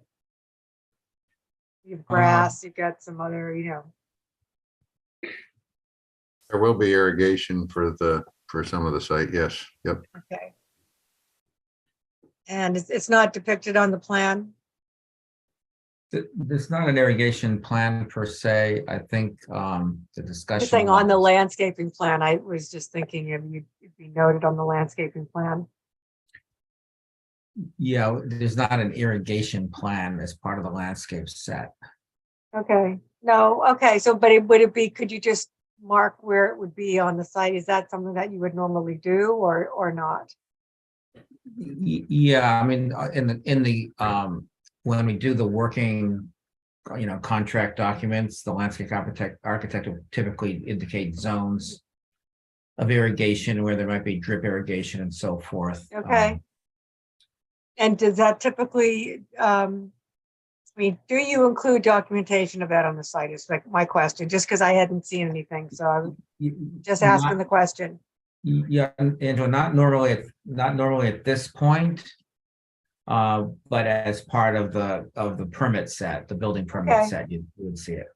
So can I just say some irrigation areas will be included on the site? Yes. Okay. So Marissa, can you put that in there? Just X out my green sentence.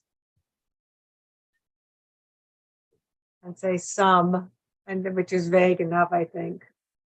Irrigation areas, I suppose, will be included on the site. Well, yeah, we'll be including the construction plans. Okay, thanks. I don't think I have to mention buffering in addition to relate adjacent properties. I don't even know why that's in there because I don't think it's an issue. And the buffering, I mean, it's certainly included in the landscape plan. So I don't think we need to, that can just come out 12. or we can say has been addressed, you know, however you want to put it. It's kind of a non-issue. Any comments where I'm going so far? Anybody? No? Okay, so let's go. Stormwater management. Oh, so 13.64 requires that an operation and maintenance plan be submitted to the Angela. Brian Drummond, can you hear me? Yes. Yeah, so I think the tree committee would like to get a copy of the plans that's been crossed out. Okay, so that's in a different place, and Brian might not be. Right now, I've been closed. You're swinging back and Yeah. forth. So right now we've closed the public comment section of the meeting, so it's just the applicant and the board. But we do have the tree committee and their recommendations are included. Okay, thank you. Sure. Okay, so let's see, stormwater management. Okay, this came from Gino said prior to construction, which is fine. Yeah, that's fine. Because I think, in here in the design criteria, it said prior with application. And we were like, that makes no sense at all. Because, anyway. Yeah, that's fine. So it can be prior, you'll submit that prior to construction. Okay. Any questions? No, you guys will jump right in if you need to. As set forth in items 1 through 5, inclusive above, and considering the conditions set, wasn't 1 through 5. No, it's 1 through 13. 1 through 13. Inclusive and can set forth in addition below. Planning board finds the application for site plan review and plan submitted as amended conform to the criteria set forth above, and that the public health, safety, and welfare have been ensured. So this is something that the board needs to agree to, because this is essentially an approval of where we are so far. Everybody's okay with that? All right, so let's keep going. Marissa, down to recommendations from town agencies. Recommended there be as much open space as possible. Open space is enlarged during hearing. I have a question here. So is the red the recommendation that came from a town agency and the blue our response? The blue is the responses that, I don't know why some of it's red. I mean, I wrote a lot of the red stuff, but some of it. The blue was Attorney Feldman's addition in his draft. And then the red Okay, is. well, so language. it's confusing. It's confusing the way it's written, because we basically have a recommendation and then a response to that recommendation. Well, what happened? What happened was the town agencies made recommendations to the planning board. The planning board asked us during the public hearing to consider those, and we then modified the plans in response to address those recommendations. We didn't ignore them.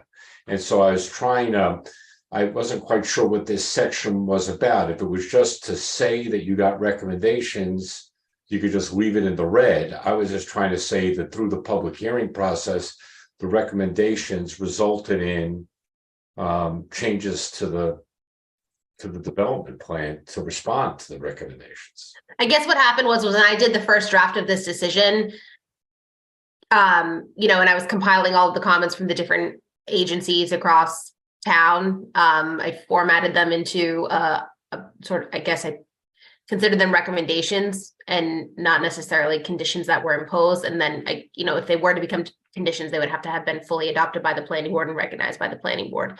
So if these have all been addressed, I think they can be stricken. Well, no, I think it's helpful to have this in here because it shows the evolution of the project, right, in a positive way. I just think that we need to expand that second sentence a little bit to make it clear that as a result of that recommendation, open space was enlarged. And maybe that's, as a result of that recommendation, open space was enlarged during the public hearing process. Right. I think it might be helpful if we could be a little more specific.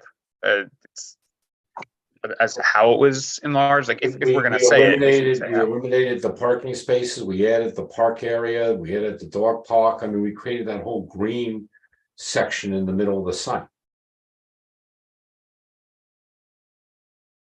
Yeah, I mean, my personal opinion is if we're gonna say that it was enlarged, like this is all a little bit superfluous anyway. But if we're gonna do it, the reason to have it is to kind of bolster the decision, and so we should lay out what was done to enlarge the open space.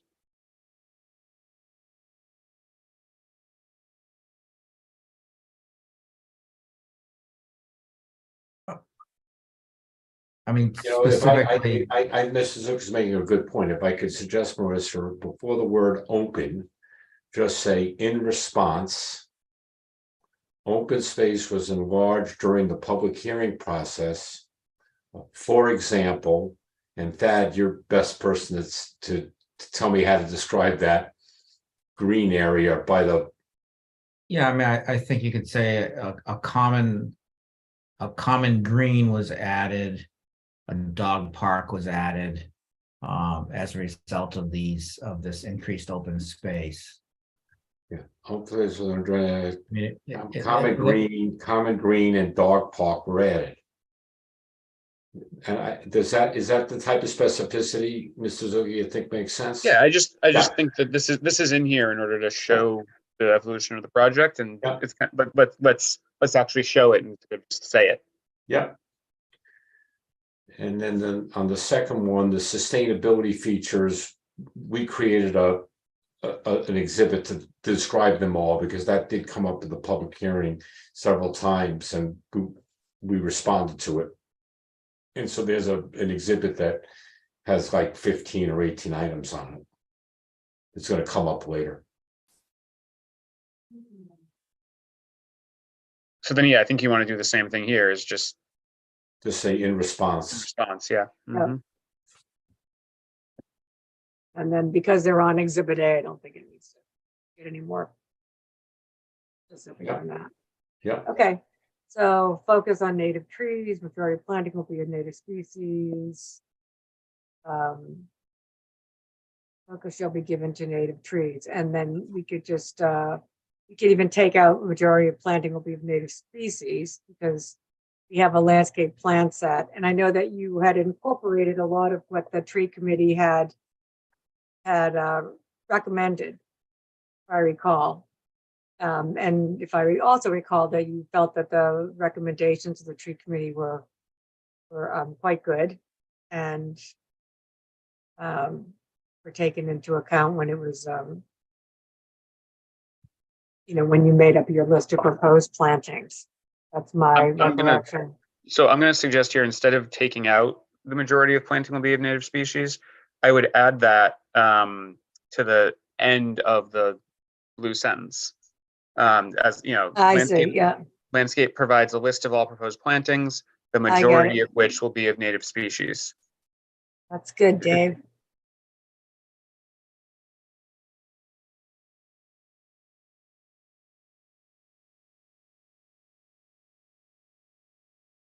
And it was requested that any existing trees be saved when possible. And in response, a site visit with the Swampscott Tree Committee site visit with the Swampscott Tree Committee will take place to mark trees that are able to be saved on site.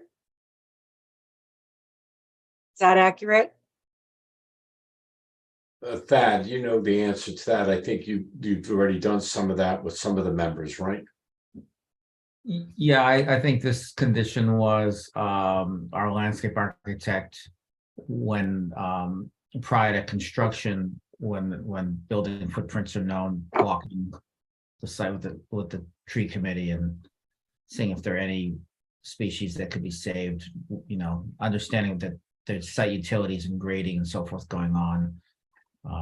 Certainly, I know that perimeter trees for sure are easily saved. There's a few potential ones in the middle of the site, but it's hard to tell right now where they fall. Right. Understood. I was part of that discussion as well, and I recall that's how. That's how that went. Okay, so we're okay so far, right? So now we're talking about conditions in perpetuity. Okay, so you can scroll down. Now again, so let's, this is, you were kind of throwing everything that had come in this sequence. So we're trying to get this right. What's a condition, what's a recommendation, so on and so forth. So let's just discuss this as we keep moving on, okay? So number one, let's see, development shall be constructed substantially in accordance with the updated site plan civil set. Mention the board. I mean, that's correct. Licensed pets. This is, I guess, number two. Pest contractor is required during the length of the project. Kind of standard. Yeah, that's all standard. Includes the secret by applicant shall comply with conditions set forth in appendix blank.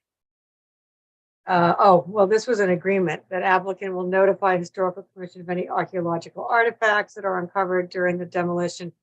We have a whole list of but let's just look at it like this. So we there is an appendix piece, and which kind of lists, I thought it would be important for the historical commission to, instead of just kind of talking about, we're going to save this artifact and it's going to go there, to be really specific. So you know exactly what they are asking for, like these two rails and these specific stones from this location, so that it was kind of, described in a way that was very clear in terms of what had been agreed to at the monument site.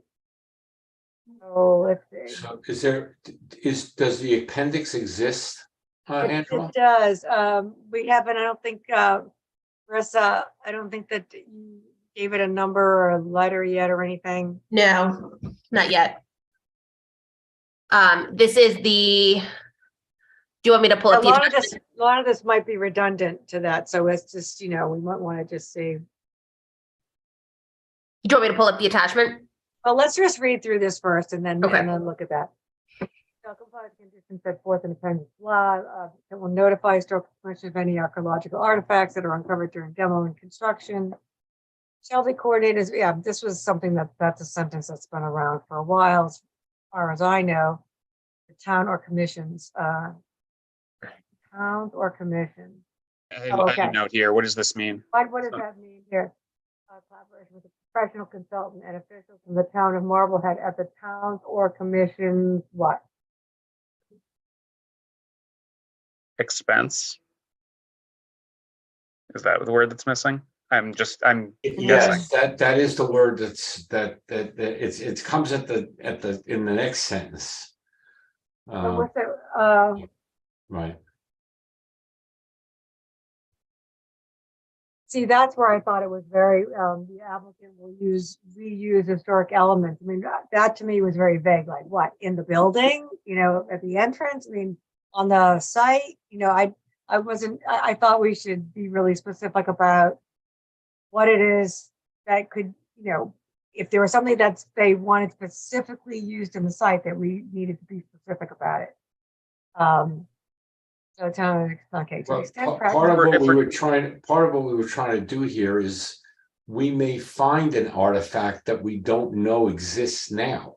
Right. And we were adding that sentence at the end to say, look, if we find something, to the extent that it's practical, okay, we could reuse it, we'll reuse it and we'll coordinate with the historic. Because if it's not usable on site, then I think that the prior sentence says that I understand what, yeah. That the artifact will be given to the historic commission. Yeah. Well, we're on the subject of vagueness. Yeah. The applicant will notify the historical commission of any archaeological artifact. And I know it's saying that that's going to be done in coordination with a professional consultant, but I guess that's my question: is how are we defining a archaeological artifact?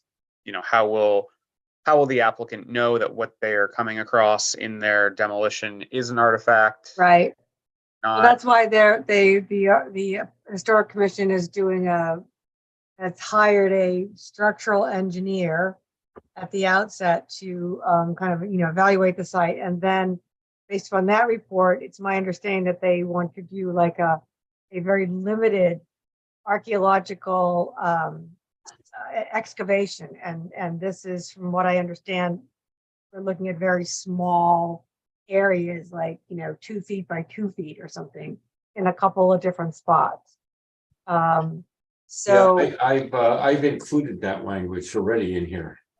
okay, so that was and that, based on that archaeological excavation, that it's my understanding that that's how, maybe if there's like shards of things, or there are relics that are turned up that happen to be, they're clearly dated back to 1700. So maybe that qualifies as something. So I think that they're looking to the professionals to be able to identify that. That would be my understanding. Hey, Angela. I think maybe what would make it clearer to me is if the second and the third sentence were flipped, essentially. I think it would still say the same thing, but if it would say that demolition and construction shall be coordinated and supervised by the Historical Commission in collaboration with professional consultant and officials, blah, blah, blah. Applicant will notify the Historical Commission of any archaeological artifacts that are uncovered during demolition and construction. I don't know, if those that two are makes flipped, sense. I hear what you're saying, because now you've talked about, hiring somebody, and then it's clear that there's going to be a consultant who is making the determination as to Right. what is an archaeological artifact. Yeah. And I think, and in the appendix, that's where the commission listed specifically, like the items that they have, what I understand, discussed with you, that were identified on site presently, like the lampposts and certain patio type stones, and some wrought iron pieces and so forth. So they identified those pieces. So that's a little more specific, and that was in that appendix. Right. Yeah. So Marissa, sorry, go ahead, Paul. What I was going to say was, we just got to break this up. There are certain things that have already been identified. Right. Sure, we could be specific. That's what number 2 of this was doing. As shown on as shown on development plans, the applicant shall include certain historical elements that have already been identified. The sundial, the flagstone, and depending upon what's in the appendix, we can expand the list. I mean, Okay. so 2 was to cover what's been identified. Okay. 1 was to sort of cover a process that when we demo the building, that our contractor has to be notified that this is a historic site, got to do the demolition carefully, so that if there are artifacts that are revealed, they're properly managed. That's what that first paragraph was designed to do. So the appendix reference should be in the next paragraph, or if we need it at all, we just expand the list. Okay. So, right, you can either, I think it'd be useful to have it in there. But anyway, I agree with Dave about flipping the sentences. I think that makes sense. So flipping in number 2, flipping the red sentence underneath the blue sentences. Kind of, that's where you would go, right, Dave? No, that where it says this activity. No, I was straight- talking about the applicant shall, hold on a minute. So that instead of saying this Delivery activity, non-compete. you would say demolition and construction. And that sentence would come before the sentence that precedes it right now. Saying demolition construction from. Like that, demolition and construction shall be coordinated and Mhm. supervised. Yeah, the supervised language is a little, I think it has to be coordinated. Coordinated, yeah. Yeah, that historical. Coordinated with the, not. With Yep. the, exactly. Yeah. Exactly. They're not going to supervise our demolition. Yeah. Oh. And Okay. then And then that this- sentence goes ahead of the sentence that starts applicant before it. You go all the way to Yes, expense. Yep. exactly. Yep. That's it. Right Thank after the you. highlighted text, or Yep. right after the appendix. Right there, yep. Well, and Yep. that appendix, that first sentence is actually moving, it sounds like too. Yeah, But yes, we're gonna move that first sentence. Okay, Second. so this like that. Delete it from here. yes. And then this is getting moved to the next item. Yeah, I think Yes. all you have to do with that one is if you go down to the next one, which is also number 2, it should be number 3 at this point, Mhm. where it has starts sundial in the parentheses, Yep, we should just say see appendix. Because Okay. we'll look at the appendix because that lists. That's what I was gonna suggest. Yep. No, just see appendix, right? And then we'll look at the appendix and then we don't have to list the items separately here. Right, okay. perfect. And then, exactly, that's good. Okay, now, Mike, you were trying to say something and you couldn't get a word in. That's okay. You guys are getting plenty of words in for me. I think this is I'm good. Happy to have you take over if you want. No. This is Mike, good. I'm finally in my wheelhouse instead of yours. Yeah, this is good, Dave. And I Yes, think exactly. I did have something on this one specifically because hitting things with hammers is still partially in my wheelhouse. So I think the way you reconstructed this makes sense. It still says town of Marblehead in there. Oh, I guess you're coordinating this with Marblehead as Right. well, right? Yeah, and then Swampscott. Okay, I think I'm good with this one. I just wanted to make sure that the historical commission wasn't supervising anything. They were there. They were properly notified, properly coordinated with, and that there was like a demolition plan that was run by them, basically. So yeah, that's it. I think we covered it. Okay. So now we're, okay, so we okay, move to number 3? Number 3, I think, is pretty self-explanatory. Rental. Yeah, it's a permanent obligation. It's in Right. perpetuity. It makes Right. perfect sense. Okay. So, So when do you want to show us the appendix? Do you want want to look at it now? Yeah, because Okay. if we're gonna Let's do it. pass on it, let's just be done with it. Yeah. And the board hasn't, historical commission submitted this. And the board can, these are their comments.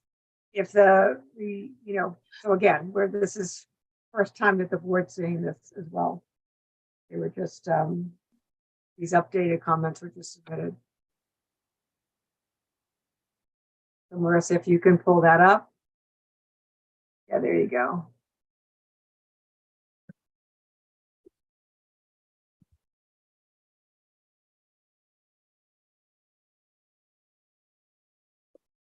So it's pretty detailed, but I think that's helpful.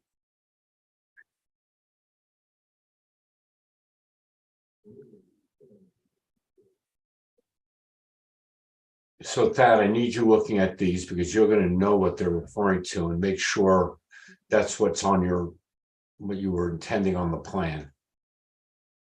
No, Yeah. that's right. The only concern is, as trying to pick up the sundial or the flagstones, it's not guaranteed 100% that they're gonna come up intact, no matter how careful you are. So I'm not sure if there's language that says. Yeah, in the first bullet point, it says that, I think. Yeah, but the list is the list we had spoken of. And some of the locations were not set yet. Right, and I don't think that, I don't know that was part of it so much as. Yeah. My concern was that it'd be very specific. So that there was, it jived with what has been discussed with you and, Yeah, this was the list that we had looked at and we can work with, yes. Can I make one suggestion right at the beginning? Where it says applicant must incorporate the following artifacts from the existing site into the public memorial plaza. then it says, please be specific about the items in their proposed use. That was just a note that was in there. Yeah, so that we want to take out, And take it out. right? Yep. And I just, That was when they were putting that form together. right, no, I Yeah. understand. I just want The to take, recommendation. yeah, I just want to take a note out because it doesn't make any sense. Right. So we're taking out the Memorial Plaza language. No, we're taking out the parenthetical. Please be specific about the item. Yeah, Okay. right there, exactly. And then, but I think what we need to put in here after sundials, tiles, wrought iron is to say, with the acknowledgement that such reuse may not be possible, or, you said, because if you can't do it, you can't do it, or whatever that's concern is. We gotta have some, we gotta have some way of, if they take out the stone and the stone disintegrates, I can't use it. Yeah. Do you want to just say applicant must, to the extent feasible, incorporate the following artifacts? That works. And the other thing, Using best efforts, using whatever, and to the extent feasible. Yeah. Yeah, that's a good idea, Angela. Yeah. yeah, and not all of these elements are going into that Memorial Plaza. We talked about some of the old light posts being at the bus stop where those old Right, piers right. are. And some of those, there's a lot of that iron gate work that Yep. wouldn't appropriately be at the plaza, but would be, in my mind, it's out more near that public common, the Yeah, dog so- area, that area. So all you have to do there, the sundial and the tiles and the wrought iron. When you say Memorial Plaza did and at other locations within the site. All you have to do is after Marblehead, after Salem, before the colon, and other locations within the site. We're going to incorporate the following artifacts in the Memorial Plaza and other locations within the site. So after the word Salem, you put and other locations within the project site. Because that'll cover use of that wrought iron and some of your landscaping features, right? Yeah, no, that works well. Within the project site, right? Yeah, I would just say that, there are, certain sort of important pieces that I think that, the commission would want to see at the Memorial There's Plaza. a plan. There's a plan of that was submitted. Okay. All right. And Well, in, then in the I'll- bullet points, like where we talk about the sundial, that's talking Okay. about going to the plaza. Same for That's the fine. flagstones. Yeah. And we have a plan that prepared where we identifies Very that. good, very good. Great. Okay, so keep going, you can keep reading it, just, So let's continue keep to, going. you can scroll, multiple wrought iron, restore, rewire, resettle on paths.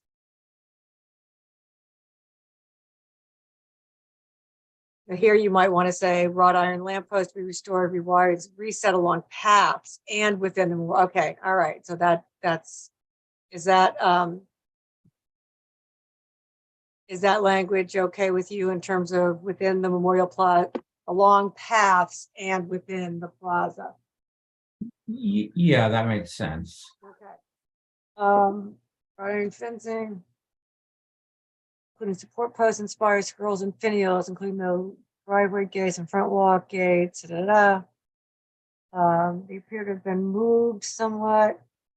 I mean, this is very detailed, so it's just to help identify. Well, it is, but like, for example, the cast iron fireback, down at the bottom, I have, Thad, do you see that one? That's Yeah, a new yeah. one to me. Yeah, I mean, the fire back exists almost, I think, behind the bank, and we talked about, I'm not sure we talked about putting it in the plaza area. You might want to leave that exact location. To be, it may be fine in the plaza area, but I wouldn't want to commit to it just yet. That's possible. And also there's, all this please be specific stuff that can all come out. See the parentheses? all that stuff are just notes of like being specific and that. Yeah, we already have that. When you go back to the conditions, you're right, it is repetitive. We already say that. Right. So we can either take it out of one or the other, whatever. I mean, I felt that what was important here is that was the communication of what the understanding is. Just so that we, it's easy for things to get overwhelming, especially once you're in the midst of trying to get all this stuff done and move stuff around. And so I'm going to suggest, Angela, that all the bullet points are appropriate for the appendix, because when you go back to the decision, we said see appendix for these specific items, but these other items, if they're already if in you there. go back, you'll see that they are covered. Yep, they are. So you can take that out. So scroll back, Marissa. So we're talking about fund, establish, and install store. So that That's is already in there. Yeah, and each must one of fund, these is in there. We can go back and look at them and check them off, but they're all in there. No, they are. I know. Okay, so So all of these those written in two paragraph paragraphs come out. We'll check the next one. Yeah, and the other one too. All right. So then we have, hold on. Sorry, I went too far. Okay, FELDMAN allow on-site access. Yeah, that's no buildings on site by registered or so. Value and assess condition. Okay. Identified as original deeds. Assessment for determination of the feasibility of potential salvage. Oops, sorry. Ephemera and whole or part must be salvaged. Part of historic retrieval. This is a little more specific, right, than what we have. I think so. Elsewhere. Yeah, attention will focus primarily on the original Glover structure within the existing buildings.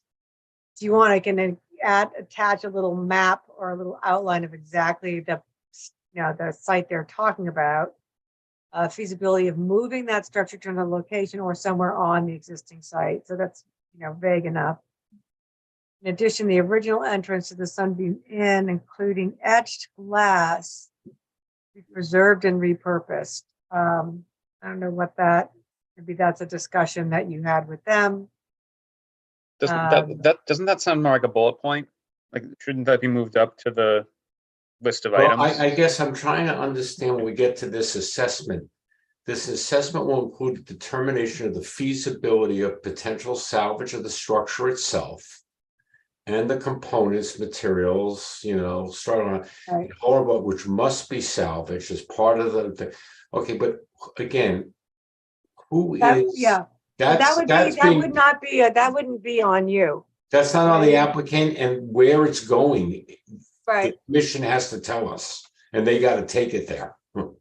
Okay, so let's put that in there as part of the assessment, and the assessment will be, we can put, we'll include term, that's fine, at the very end, this. So all you have to do is say such undertakings will be at the expense of the historic commission or town. That's fine. At locations to be determined by such undertakings will be at the expense of the historic commission, because they get grant money apparently, historical commission or the town.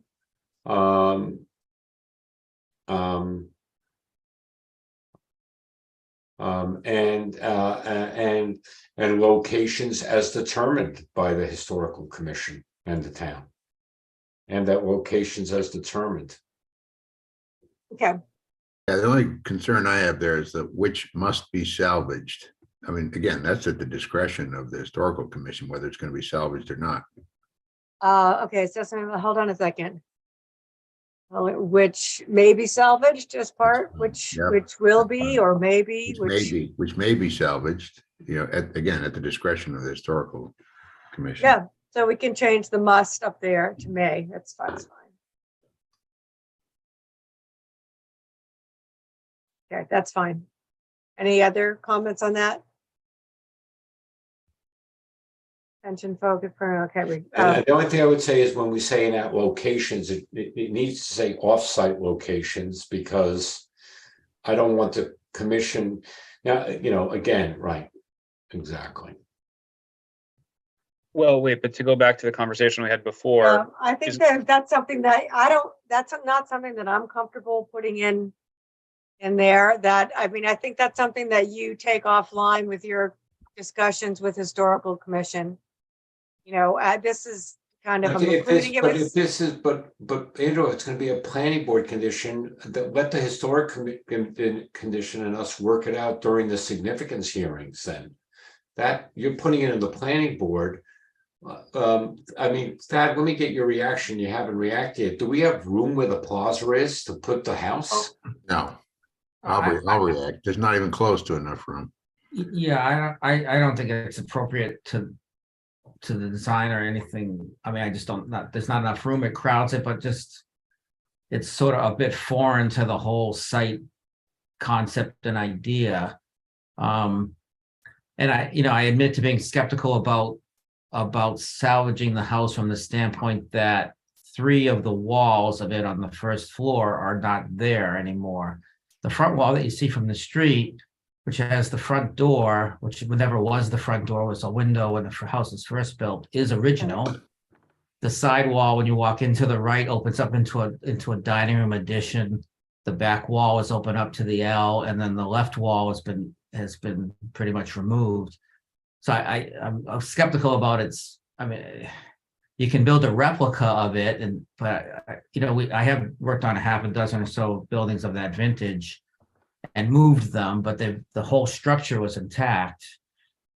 This one is going to be. I'm a little skeptical of its ability to be moved, and I'm sensitive to the history. Don't get me wrong. I just to Paul said earlier, anything can be preserved, but it would be pretty much everything you'd see, or most everything you'd see in the building would be new, and reframed and so forth. It's not like we can get some beams in here and pick the whole thing up and move it, 50 feet left, or put it on a truck. And I don't think this is something that we need to be getting into. And by saying offsite, we are inserting ourselves into that discussion. Right, I agree, and I don't want to do that. That's something that can be, I don't want to do that.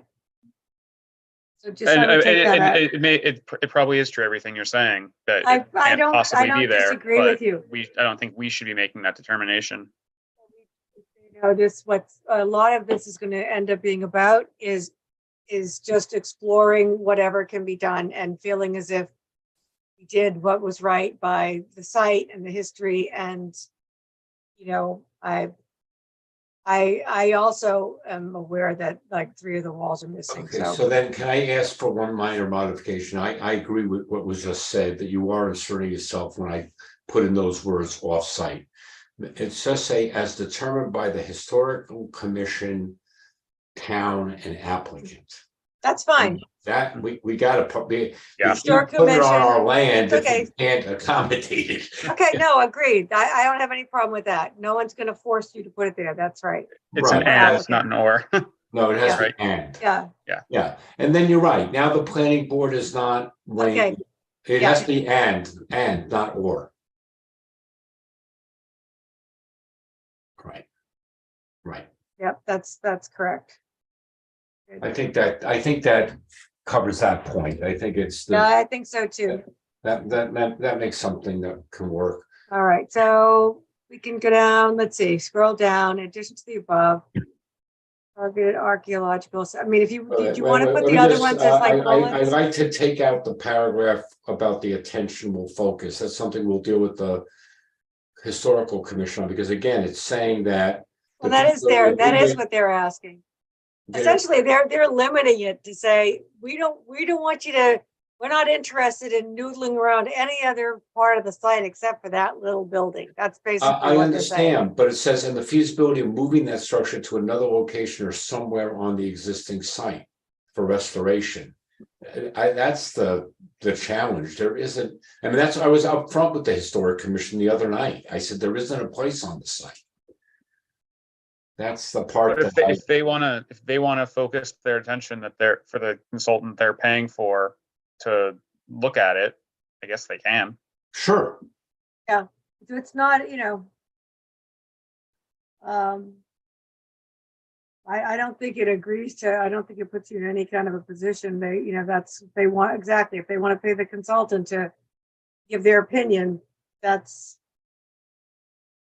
no reason they can't do that. I don't know whether it has to, whether that's a bullet point or whether it's a, All right. it's kind of a, I think we're covered by the prior sentence, so we're okay. okay. Yeah. Just in the original entrance. Okay, we talked But I about think that. I think this Sunbeam Inn thing is a bullet point. This looks, I do too. This is an item. Yeah. Yep. So just grab that paragraph and just drag it up with the other bullets. Anywhere. And while we're up at the bullets, we had talked about changing the cast iron fire back, but we didn't do it. To be moved and reset instead of in the plaza area to just in the plaza area or within the site. right.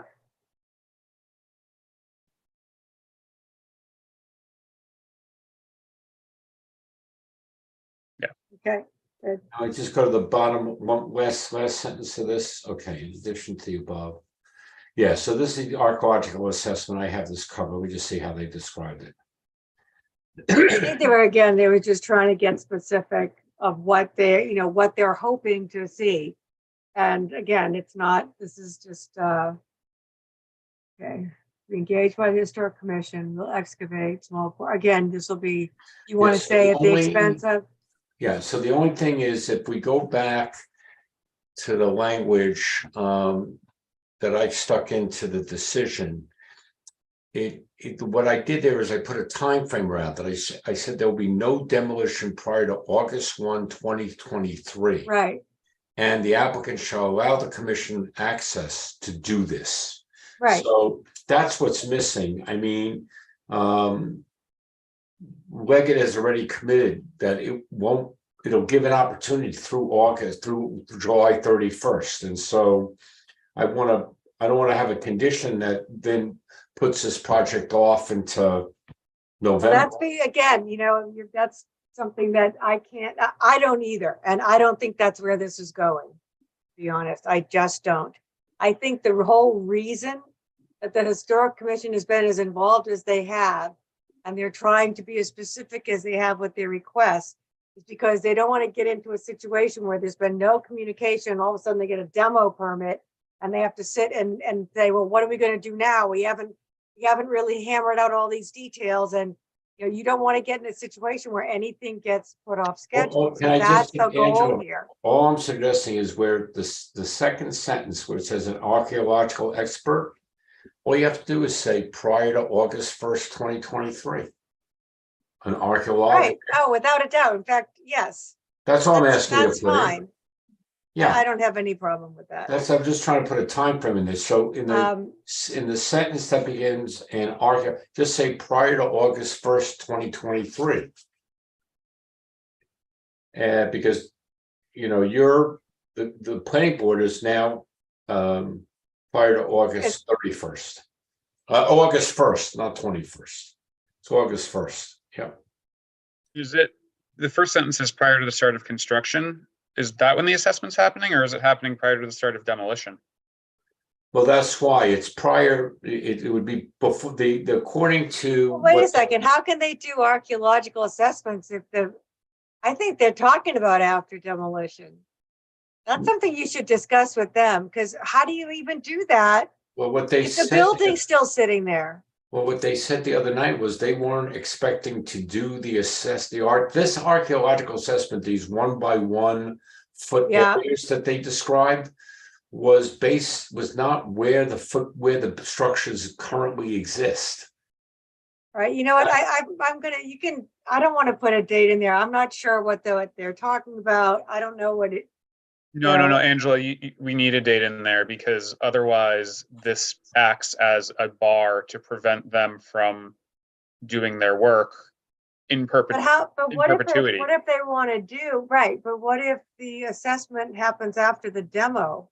Shouldn't it happen after the demo? Well, that's not what she said. She said that they had some mapping of the areas that they were interested in. Oh. And it's not where the structures are today, and they wanted to get in there and do it before they demoed. Oh, and it's not where the structures are. That's what she described. Okay, The other night. I'm not clear on that, so. Look, it's one thing to change some language. I'm just not, she says prior to the start of construction. See, here's what happens. I understand where your concern is, so. But let me just suggest that here's the way I think it works. If it's prior to demolition, they get all the areas that don't have a building. If it's during demolition, we just spent all that time explaining how it's going to be supervised. Demolition is going to be coordinated with the historic commission. So we got it covered. To say it's the first sentence here that needs to go out. Wait, so how can they? Wait. Angela? I just received an email from Kim on the historical commission, and her original wording of this sentence was prior to demolition and not construction. Okay. Oh, okay. Well, thank you. That I makes mean, more it just made no sense to me. So that's what I wanted to know. Thank you. All right. That takes care of that. Well, in addition, a targeted on the site will be prior to the start of demolition. It's really, we were talking about prior to August 1st, but the anticipated demolition will be delayed until at least August 1st. That's Well, what that wasn't the delay. That's what you told us was your anticipated earliest demo time. That's what I said to the commissioner was we will not do any demo prior to August 1st. Right. That was in my understanding. That was the plan anyway. So I didn't feel like you were making that exemption for anybody, but that was your plan. No, I actually asked Leggett, how long can you delay demolition? And they said, well, we could wait. We'll commit to wait at least until August 1st. So I think they would potentially have started earlier, but that's semantics. We don't have to get into it. All right. So you can, if you put the date, it's fine. Prior to the start of All right, demolition. that's fine. Okay. So and the rest of it is just being, detailed about Yeah, that's okay. The rest of it. donating to historic. So I think that's it. So everything is good as is. That like how we've edited it. But we got to go back to the decision now. Right. Now you got to delete a bunch of language because it's here now.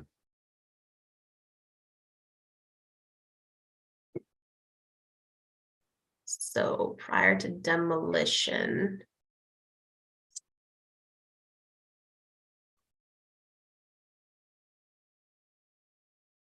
So this number 2 should stay because this is where we're getting the title examiner and we're engaging a qualified consultant to do the Yep. date. Yeah. That stays. This next one, 3, can go because this is the paragraph we just worked on. So paragraph 3 can get. Yeah, that was the one we just did, that before demolition and August 1st. Are we referencing, because we referenced the appendix up above, right? Is that the idea? Yeah. Because we want to keep the reference to the appendix in the decision somewhere. Yeah, you're right. So it's here in conditions on in perpetuity. No, but these are different. Yeah, no, in perpetuity refers to the It's here items. too, item number 1. So, No, that's the demolition checklist is different. Yeah. oh, sorry, So- that says health department. I can't. No, so I think that this probably should stay then because this is a different. Yes, The maybe appendix. all we say is an archaeological dig shall occur as described in the appendix. Right. Yeah. Okay. So then leave it there and say, yeah. Or well, you could, write it like that. Just archaeological dig shall occur as described in the appendix.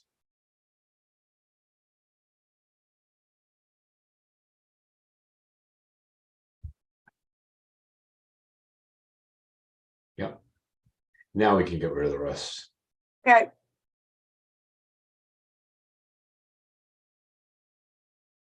You can delete the rest of that.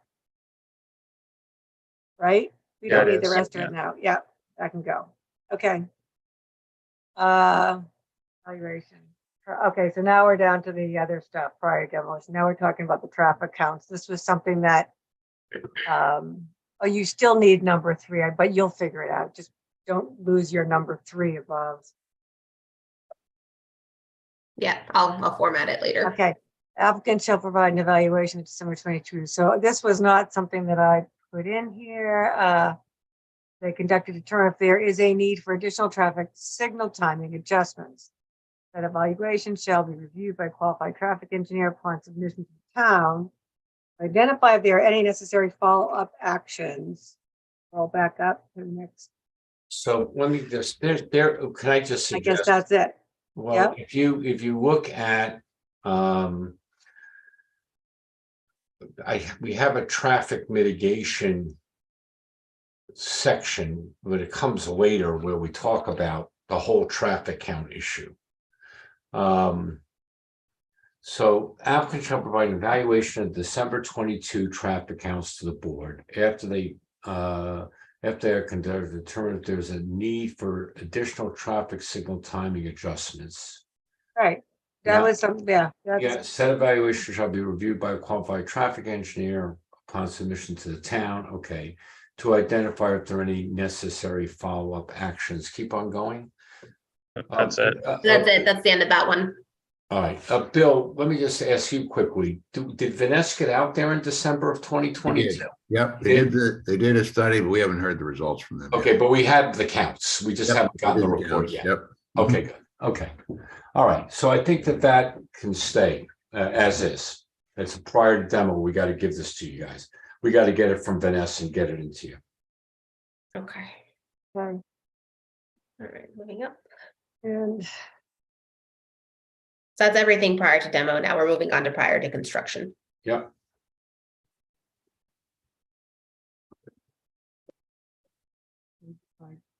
I had a question on this first one here, because this reads that the planning board has to review and endorse the final construction documents. And I'm just, is that It's not something that planning boards do?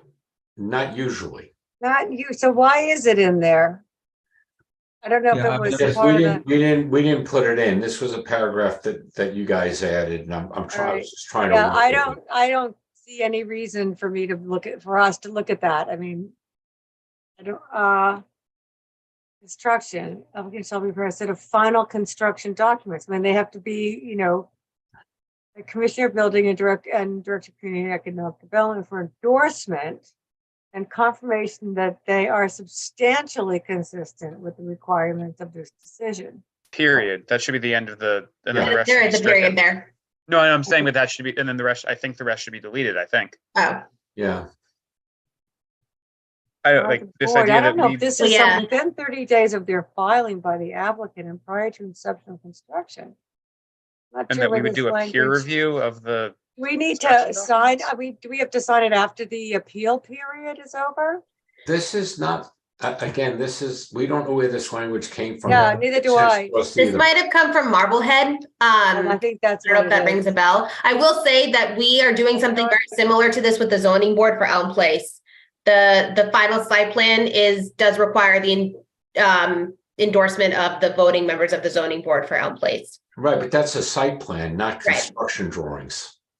Because the construction set's gonna be 100 pages of sheets of detailed drawings. Okay, so yeah, then I think this can get Am I changed. right about that, Thad? wait, Yeah, no, I've never seen this honestly wait, before. Marissa, I Yeah. want to just confirm that, so you just talked about Elm Place, Mm-hmm. but you said site plan, and is that the case that they're reviewing the site plan? They're not Right. reviewing the final construction documents? Correct, just the site plan. Right, That's okay, what we're yeah. talking about, right? No, yeah, the idea that we final would site look at plan, construction documents, Hey, no, hey it's guys, the building inspector, yeah. Right, I'm looking at Marblehead's decision. yeah, so my, It's directly lifted out of there, I think. Why does Marblehead want to do that? I don't know. I don't know, well, that's, Yeah, I can't say I've ever done that before in any of my projects. Usually the building inspector and the director of community and economic development look at the plans, make Right. sure they're consistent with what the decision showed, the buildings are as tall and all of that kind of stuff. And, right? and the reality is, as a matter, even if you didn't have this condition, that's the way the law would work. The building commissioner can't give you a building permit on plans that aren't consistent with the zoning decision. Right. You have to follow this decision. But Marissa, I think you might have taken out one sentence too many, because I think it's that the final construction documents shall include at a minimum the following. I think we want to keep that. Okay. Oh, yeah, definitely. Overzealous there. Hold on. Well, a final construction document shall include, but this is all Just- site plan No, stuff. no, not that whole part, just the last sentence. You have to delete the applicant up to final. So we're not at the peer review thing is coming out. Yeah. Okay, so the final construction documents. No. The rest of that whole sentence comes out. Keep on going. Oh, I didn't realize. that There you go. there. There you Okay. go. You got it. You got it. It's just, they all start to look the same, Yeah, 100%. This is hard. Wait, construction documents, this is all site plan stuff, lighting plan, landscaping plan, Yeah, so the lighting plan grading is and shown. drainage, utilities plan. Yeah, Signage I'm design sorry. signage needs to go through us. We have to approve signage and the sighting. Yeah, that's Right, and the lighting plan is shown as sheet L-702, and that includes a fixture schedule.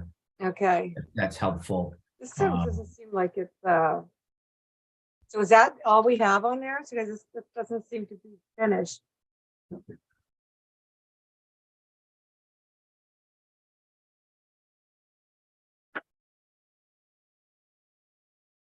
Should I keep going? Yeah. You just have to delete, will there be irrigation? Yeah. Because we've. Oh, sorry. Yeah, that was my question.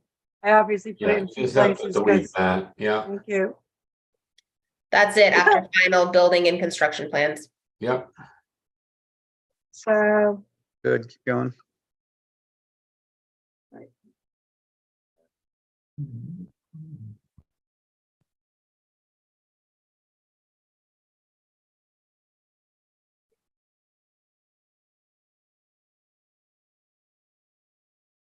Angela, we talked about this with Gino this morning. Do we want to include building department and public works? yes. And Department of Public, If there's pest management involved, do we want to include health? yes. Okay.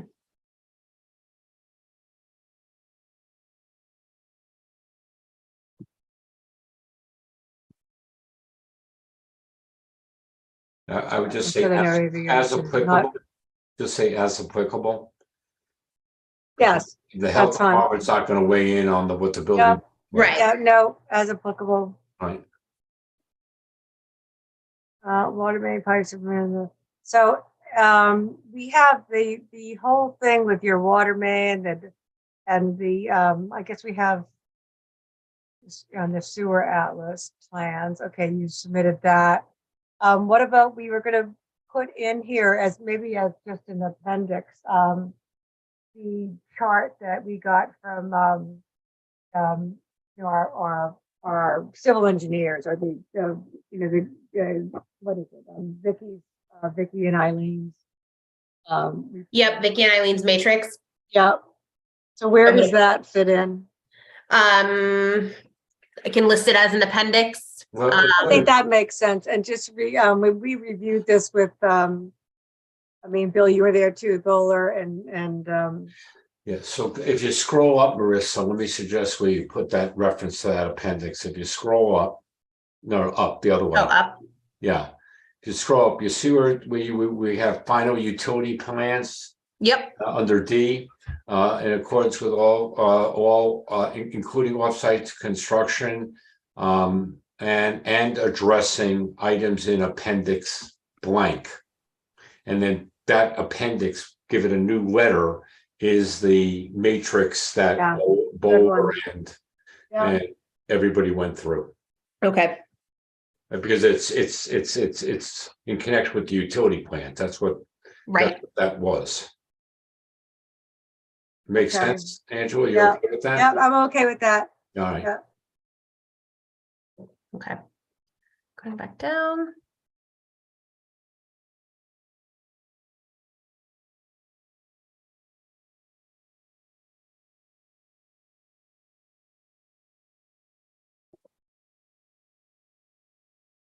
some of these items like 7 and 8 are on that matrix, but it's okay. We could say them again. Yeah, that's okay. So, Yeah. You could say them again. It's fine. The maid, she did a great job with that. It just makes it so easy to go through all that stuff. I can actually understand about a certain percentage of it anyway.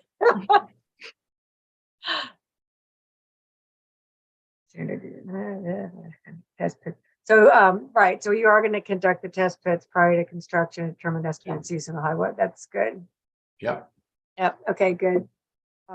Anything else below the 8? Because I can't see anything else. Yeah, they There they we go, goes on. 9, drinking water calculations, included. Future submissions. It should be DHCD, not DHDC. The first one. Right, Yep. HCD, yeah.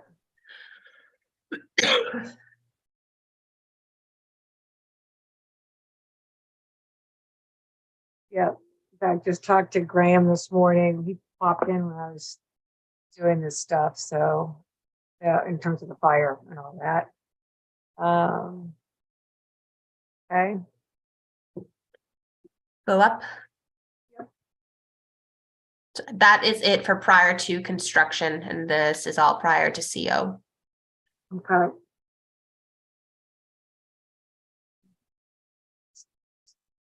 Did that earlier.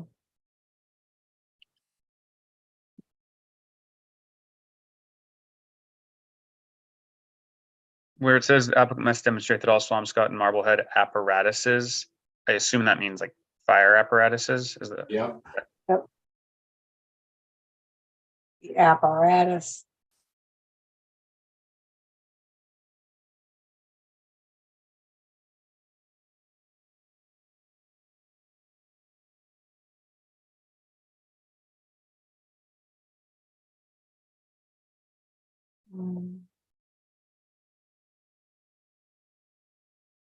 Number 7, sprinkler control valves shall be, it says labels, should be labeled. That in number 9 is out, it is correct. We're getting electric power.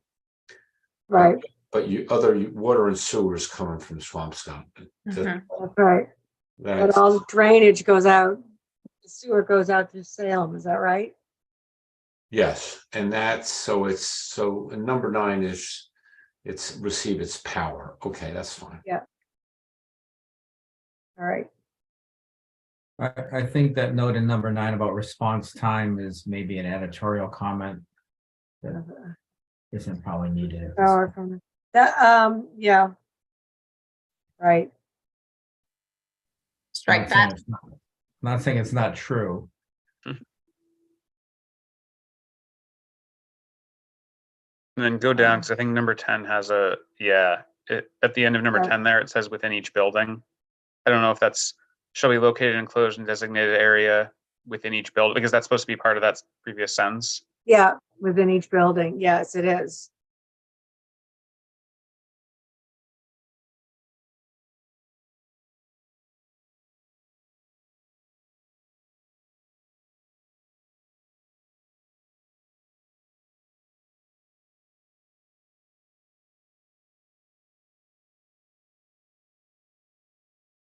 And I think, I guess, just the Bill, if you're still on, we've confirmed the I&I number, right? Unfortunately.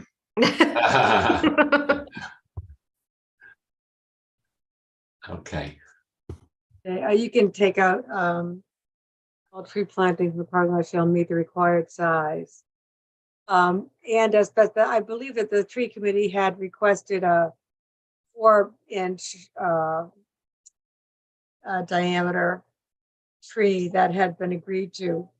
That's correct. Okay, so can I leave that sentence in there?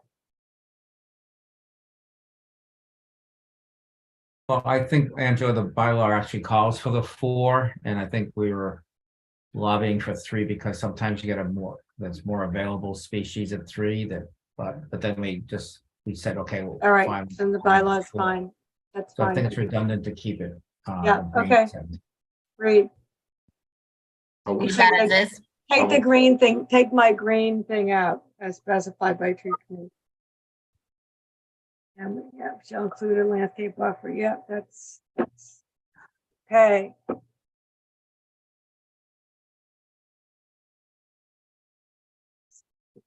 Yeah. The last one is as-built plans. Yeah, and that's supposed to be like certified, Yeah, blah, blah, blah, blah, blah. Okay. yeah. So that's fine. Can scroll up or down, whatever. Okay.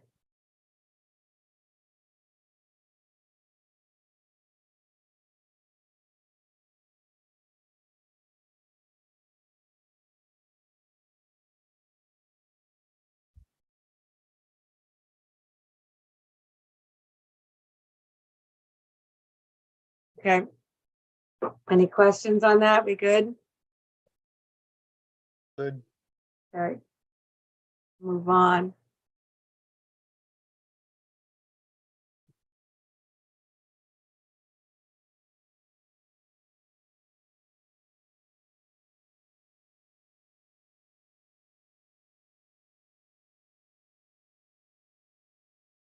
Okay, so on traffic timings here, so the applicant shall review the timings at the intersections, determine if changes can be made. The applicant shall implement changes to the timings within 3 months of achieving 60% occupancy. That is confusing to me. So what the traffic consultant said is you want the project to be at least 60% occupied. So you could see the effect of the project's traffic on those intersections before you go into the retiming study. Right, I think that's what's confusing, is that it should be that that upon 60% occupancy, the applicant shall review the traffic signal timings. Because as it is now, I agree. we're saying that the changes have to be implemented within 3 months of 60% occupancy. It seems like that the 60% occupancy triggers the study. Right. It doesn't trigger the Right. changes being done. Right. So I think, Marissa, I think the answer is at the very beginning of number 1, you start by saying upon achieving 60% occupancy of the project. Yeah, Dave's exactly right. Comma, then lowercase t, the applicant. Yeah, shall read the traffic. Yeah. And then the applicant shall implement changes in traffic signal times of the 2 incidents within 3 months. Within 3 months of achieving, yeah, then it works again. Well, I don't know what the timing. I don't know what the actual. What should be within 3 months of that review. We got it. Angela, you good with that? Yeah, hold on. Shall implement changes to the traffic signals to intersect within 3 months of achieving. I mean, my understanding was that at an occupancy, that's kind of when we hit the. That's kind of when we hit that, you know, because in 3 months from then, there could be 90% occupancy, right? Right, you do the study. All we were trying to do is give you guys confidence that we weren't just going to do the study and then not implement the changes. We were trying to put a time frame. We're going to do the study and we're going to implement the changes within 3 months of doing the study. Is that a reasonable amount of time to do the study? I mean, That's what I'm thinking, is maybe it's within 3 months of completing the study. Right. That's what I'm suggesting. Instead of saying that when you hit 60%, right, you have 3 months to conduct the study and make the changes, which is what it currently reads. Right. Exactly. So exactly. So if we're going to do the study, then within 3 months of the study being done, we got to implement the changes. That's right. Within 3 months of completing the study. Yeah. Right, exactly. Now, I mean, the only other piece is that the way this is written, you could take 2 years to complete the study. By the way this is written, because all you're required to do is review the traffic signal timings and then the timing Why don't mechanism we, here. why don't we say the applicant shall with due diligence review? There we go. Put in the words due diligence, and that way, if we're not doing it fast enough, we'll be violating the condition, and you can, not No, that. no, Angela, in the implement, first sentence. review. Or sorry, review. not Keep Marissa. on going up, keep on going up. It's the Right there, applicant Shall, right, shall with due with due diligence review. diligence. Yeah. Great, That takes care of the issue there. good. Okay. I didn't mask up at the bin script, sorry. Okay, so the DPW is asking, typically they'll ask for $1,000 a unit, but here they're asking for $500 a unit or $48,000 to use for the services relating to infrastructure operation of the transportation network. That's assuming that they have to, they have to do, some kind of improvements on their own to mitigate whatever it might be in that intersection. So that was a request that I got from them. And at 60% occupancy, they'll reassess the temporary waiver that comes out. Okay, so Is that in the bylaw somewhere? No. I don't remember that. I'm sorry? I was just wondering where that extra money comes from. That's not in the bylaw anywhere, is it? No, I think it's just a public works thing, much like the I&I. but is there an official policy on that subject? Or is I'll have to ask them.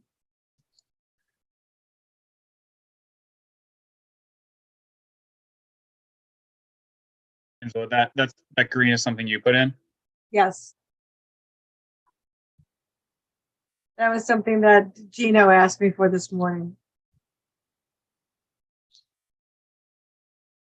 You can delete the 60% occupancy thing about the waiver. That comes out, obviously.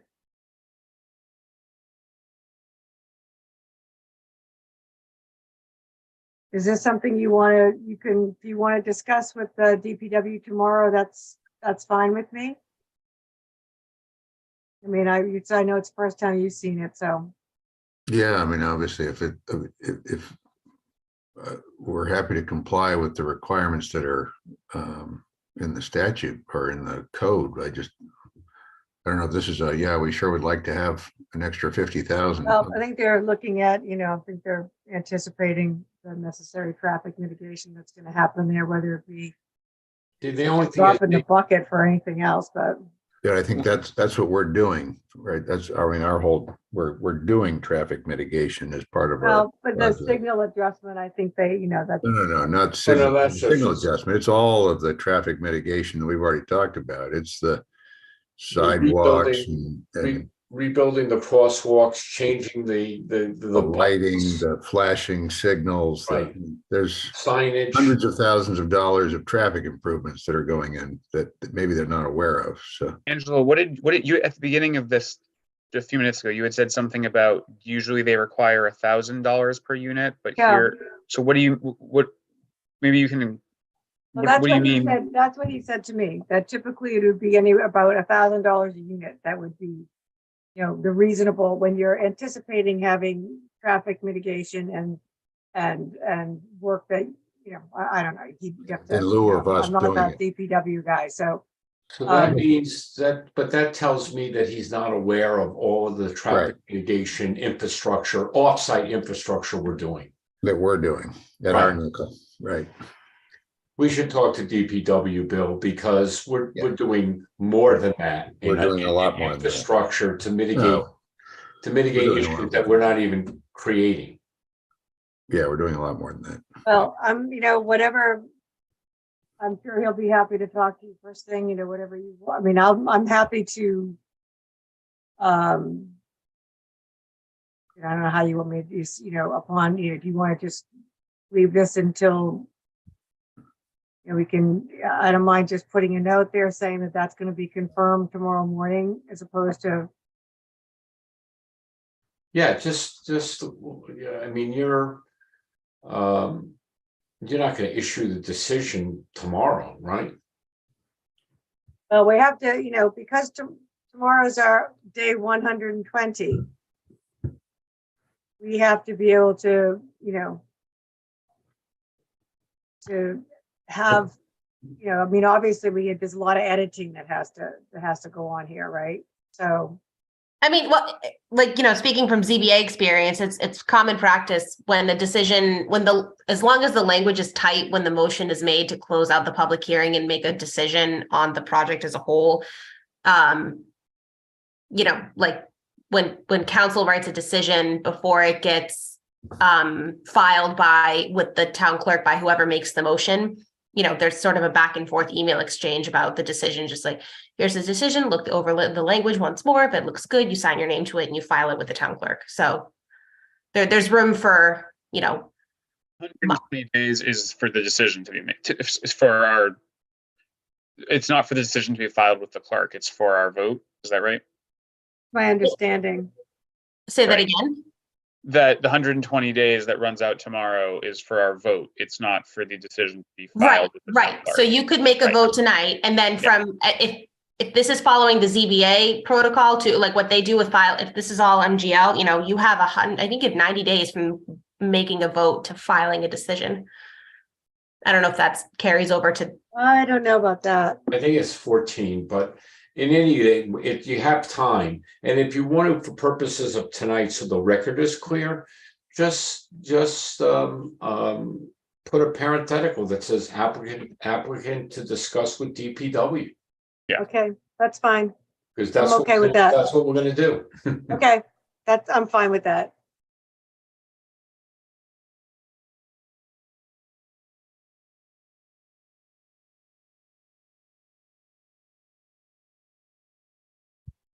Okay, thank you. Okay, after vegetation's been planted at the end of the second growing season, the applicant must submit a report.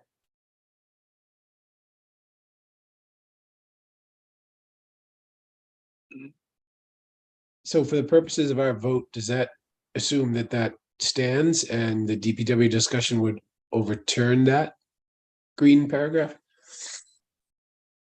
Yeah, that if DPW says, oh, now that we understand the infrastructure improvements that you guys are doing, and we ask them, where does this $48,000 come from? And they say, all right, well, it doesn't need not be required because you're doing what you're doing, then we would expect the planning board not to require it. What if that isn't, I mean, I assume that's what the conversation is going to be too.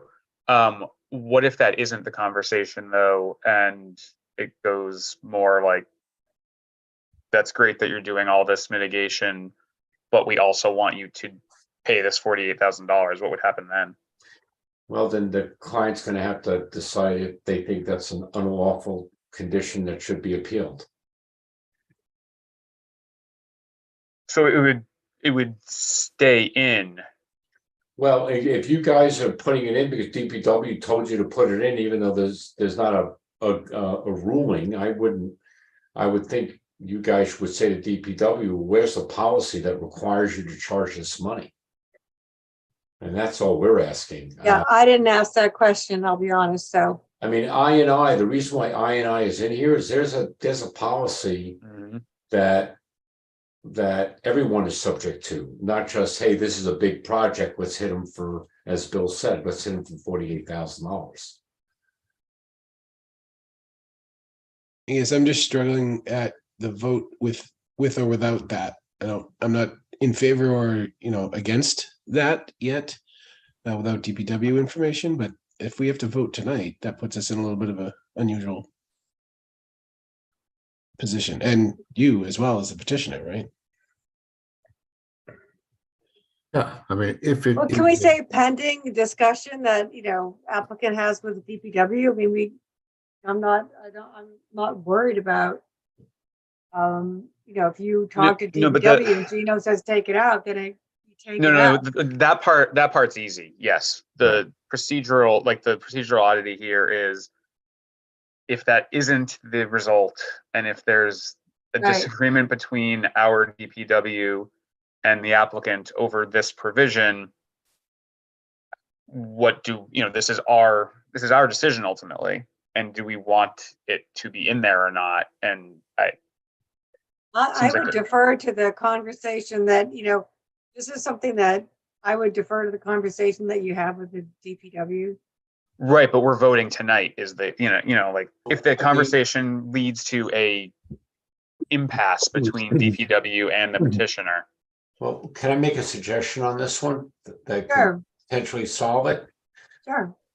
In your earlier condition on the INI, you specifically say per the infiltration and inflow offset policy. Right. So if the planning board's saying, look, if we have a policy that we make this exaction, then we're going to impose it. But if there isn't a DPW policy, then and the planning board's not inclined to just do it, then all you have to do is for this condition say applicant shall contribute $500 per unit if there is a DPW policy requiring it to do so. And then that's your decision. And then we'll talk to DPW tomorrow anyway. But your decision is that if there's a policy, we gotta pay it. If there isn't, you're not gonna require us to pay something that's just an ask. I guess that's what we're asking. And then that becomes a question for the board then.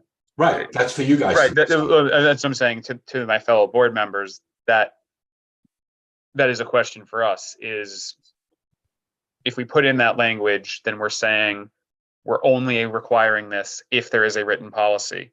If there isn't a written policy and Gino wants it anyway, where do we stand on that? That's the question we have to answer for ourselves.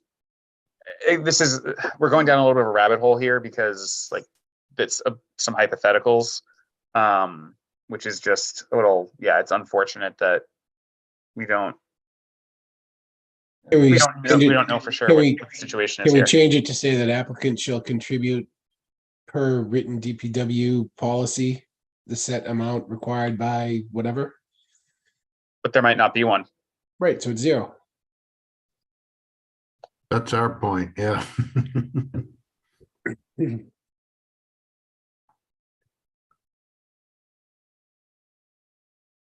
So applicant shall contribute $500 per unit or $48,000 if there is a policy. I would take the limits out of it and refer to they would pay the expected amount based on the procedures in current. The problem there is that Angela said that she thinks this is half of the whatever.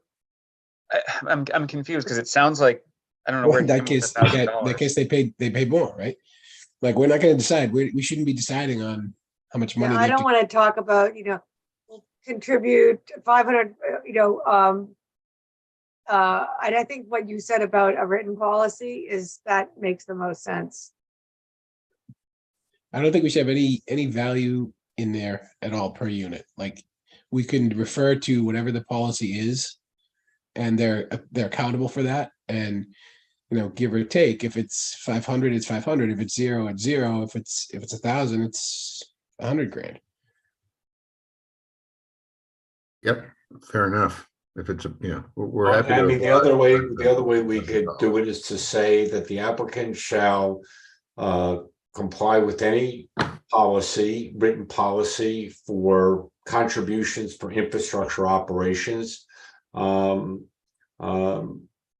issued by the DPW, and then it'll be up to the DPW to show us the policy and agree to how we comply with it. They may say, well, here's what we consider the policy, and we may be able to reach an agreement with them on it if there is such a policy. Yeah, that's fine. So applicant shall contribute per. I think applicant shall comply with any written DPW policy relating to infrastructure.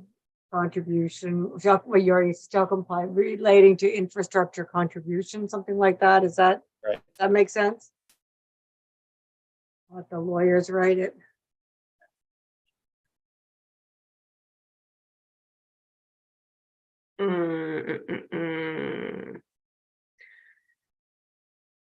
to be used by just period after contribution, or Wait a minute, applicant shall comply with any written DPW that requires an infrastructure contribution.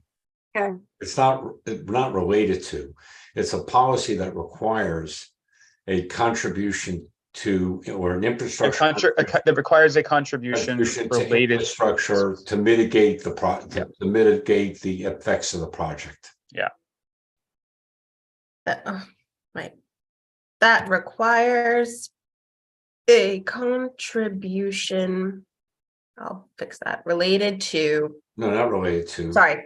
That requires a contribution to mitigate, that requires a contribution to infrastructure to mitigate impacts of the project. Yep. That's it. I'm agreeable.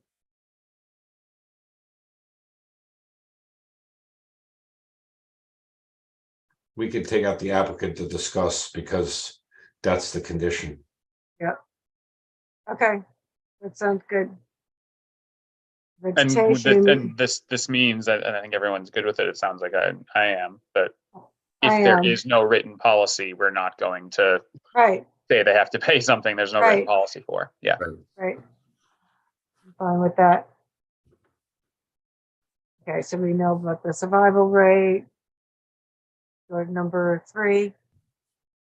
There is no number. There is three. no. Oh, no, number 3. Any change? What's the, why is the blue block highlighted on the appendix? Oh, I think it was, the blue bike thing? Because is that, it doesn't, it's not, It's on the site plan. But it's not in those swamps. Is it on the Swampscotts? oh, it's not in No, Swampscott. So It's- it's like it's me actually- commenting on something that's in Marblehead. It's actually in Salem, the actual bike It pattern. is, but it's not wrong for the planning board to have taken that into account when it looks at how we're mitigating traffic impacts. Yeah, I Well, guess I yeah, don't, well, what because if- we what- don't have any blue bike stations, I didn't see it as meaningful. But Gosh, you could specify if you want that it's on the Salem portion of the site. Yeah, that's okay with me. That one's also included in the Marblehead decision, I think, as a reference. Okay, so you can put it as, you can take out AI delete reference to blue bikes and you can put provided on the site. Blue On bike the Salem station in portion. Salem, right, Or just on the Salem portion of the site. right. Thank you. Okay. Okay, that's fine. And you can take the highlight out whenever you do it. Parking space can be reduced to the extent possible. Yep, parking located in the building, limited pervious area. 34 double head EV charging stations. More if required by code. Plus you said, yeah, provision for future EV, we talked about that. In terms of preparing the conduits under building 2 for additional necessary. Okay, no, exterior lighting will be dark sky compliant, yep. The water use room extent possible through use of low flow toilets and plumbing for water sun's label. What do we talk? Oh, I think we figured that that's in the chart that in terms of where the water is being metered, you guys figured that out, right? Yep. Okay, thought so.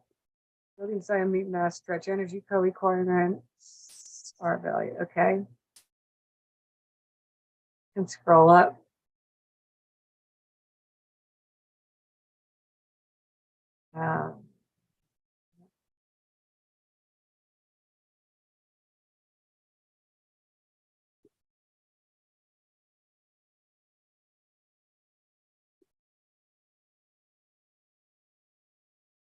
Okay.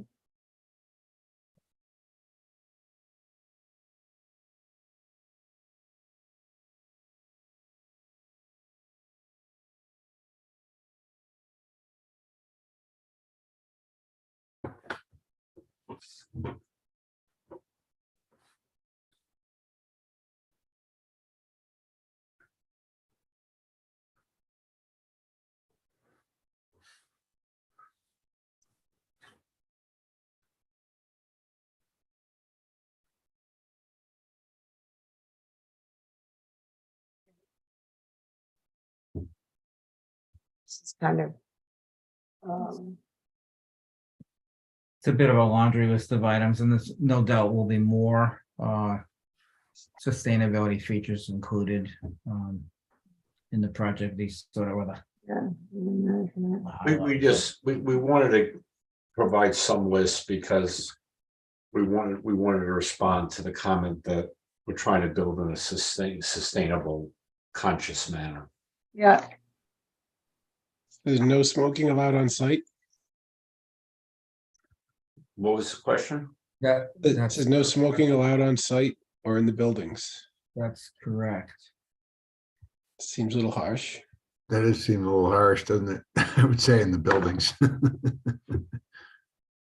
Well, But is it the we common should say areas? the common areas of the buildings. Common areas, yeah. Yeah, people, you can't tell them.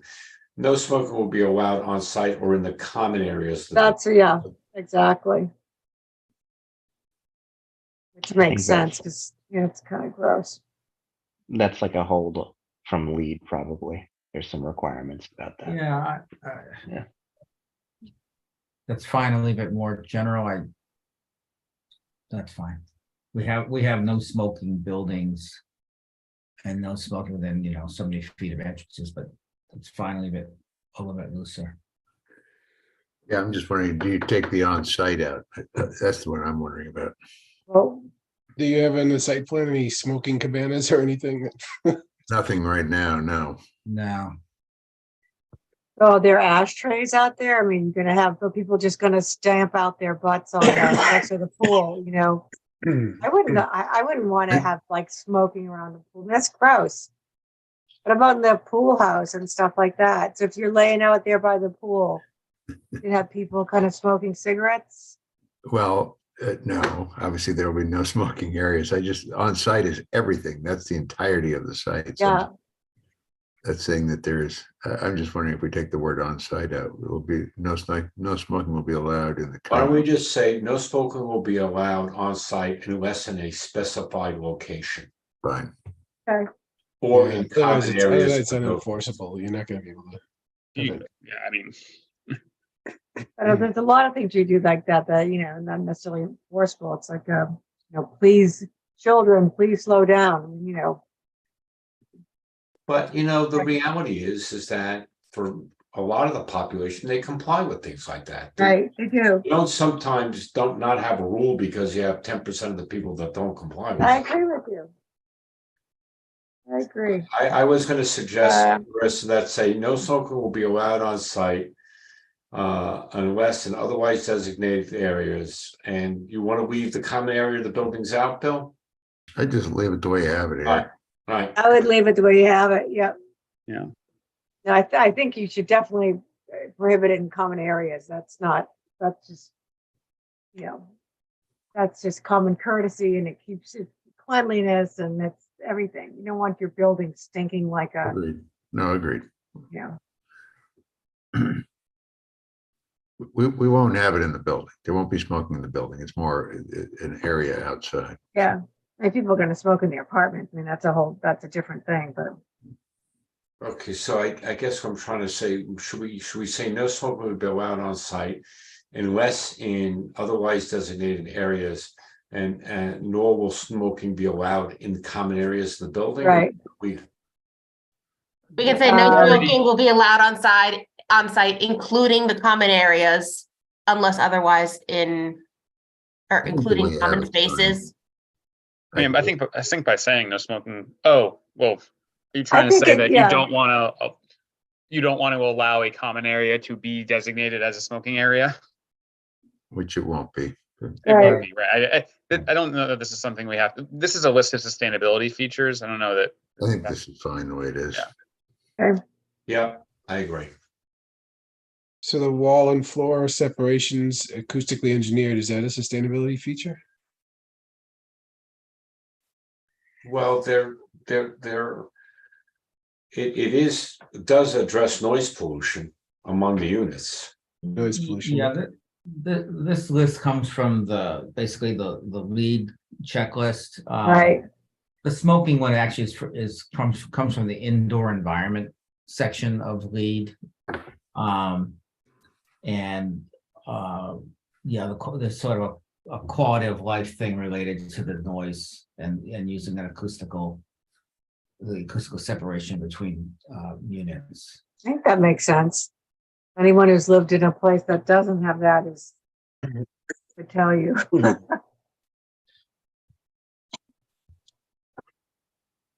So is that all that's written here? Because I just realized, Angela, something that we haven't, maybe we should have done earlier, but we should probably do now quickly for the sake of the record being complete. We haven't addressed the citizen petition. We've talked about parking. Yep. Right. Or sorry, we've talked about traffic in the course of reviewing this, but we should probably just, and I wish we'd done it earlier when there were more people on, but we should probably just, for the record, Okay. respond to that. And I think we've kind of had this conversation before, and I think it's the same conversation that we have a traffic study. It's been peer reviewed. That traffic study has been adjusted to address the fact that the counts were made during COVID times, and that to go through the expense of another traffic study that would tell us essentially the same thing is not something that is not a good use of resources, and that resources are better spent addressing how to properly mitigate the traffic, not tweaking counts here and there, which is what a new traffic study would do. Right. I agree. I think that a lot of what, a lot of the concern is, which I've said before, but it's the anxiety of the unknown, of kind of not knowing what's going to happen. And I think at some level, we can see with, another project kind of coming on board, and then the anticipated overlays with 3A zoning and so forth that are bound to happen over the next year, which will also impact this area, and just the insufficient, roadway infrastructure generally in that area that creates a lot of congestion is something that we need to look at on a much bigger level, much wider level. So again, I don't think that, I wish it was as easy as tweaking a traffic light. I'm not saying that would maybe help in some situation, but I understand where the notion of the petition comes from, and I think what people want is something that says, look, here's how it's going to work. This is the plan, and these are all the things we're going to do. We don't have that. We don't know that yet. We don't know that yet, which is why we're looking to get to 60% occupancy, revisit some of these things, look at what the traffic mitigation things can do. And on a larger scale, we need to be able to address this issue with Salem, really, because that's where, those two intersections are. And the 60% solution is actually a good one, in that it addresses a lot of the concerns that have been raised about the fact that the traffic study does not incorporate the new elementary school. It does not incorporate the new building in Salem. When we get to 60% occupancy, those things will be operational. And so that new assessment that'll be done at that time will include the current situation. A new traffic study done now couldn't really take into account the realities of those as yet unbuilt projects. And so, we'll have more information at the 60%, and that's when. I agree, but I also, think it's important that we really acknowledge, where this stuff comes from. This is the third petition we had. There are, literally, hundreds of people that have been concerned, and I get it. Everybody's concerned. We all see this kind of, more units, and it's happening everywhere, and we are, under this is, we've been wanting to, get redeveloped, or I shouldn't say we've been wanting to redevelop the site, but the site has been derelict for many years. We certainly have housing needs in town. This type of development is it's not going to just dwindle away. So we need to, be able to anticipate and work with the traffic volumes. And but I think it's important to just listen and understand where this concern comes from. And but I think it's bigger than simple fixes. Although I did think the rotary idea was genius, but hey, it sounds like a simple procedure to me. Apparently it's not. I was gonna that was a joke. That was kind of a joke, but well, I was gonna bring that up because it was mentioned a couple of times tonight already, and I don't want to, talk too much about it. But is there any way that you can, I don't know how to say this, can condition or mention in a finding or something in this whole thing that that a rotary or a greater study of the area's traffic needs to be done, and that the development at this site shouldn't preclude that? You know what I mean? Like say that's not this we're not causing. Oh, and I know. Hold on. Let me just finish my thought. Sorry. I don't want to unduly burden your project, and I'm not making you do a rotary, obviously. I'm just saying, I wonder if in a future study, 10 years down the road, that, it would have been great to put a rotary at this intersection, right? But you put all your utilities in the wrong spot or something, So I'm just curious, is there a way to, I don't know, put it in this report in some way? Finding that refers to traffic and infrastructure and all that, because I think, Mike, I think it would be a finding. I don't think we could do a condition of having to do with the rotary, but if there were a finding, Marissa, can you go back up to the findings? If there were a finding that talks about traffic, we could have a finding that, that the planning board is interested in learning more about the feasibility of a rotary, something like that. Yeah, I don't think there is one that touches on traffic too specifically, right? So there was something that talked about the traffic plan, shall help. Okay, it's up here somewhere. Hold on for a second. Affordable housing. Go over to the left so we can see.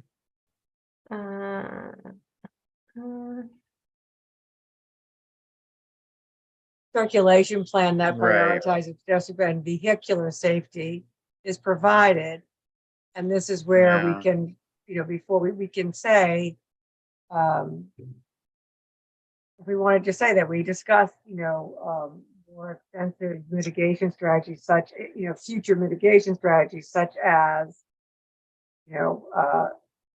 the creation of a, rotary at the top of Salem. I mean, it doesn't compel it's a finding, like you said.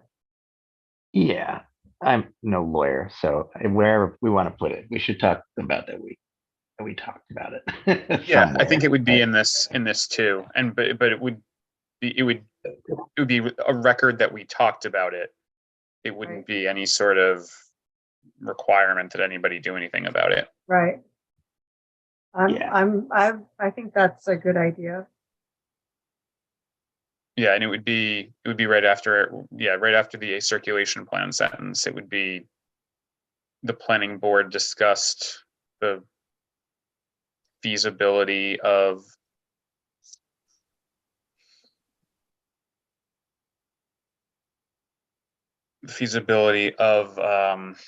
the implementation of a rotary at the intersection of Salem Street and Vinnin Street. Right.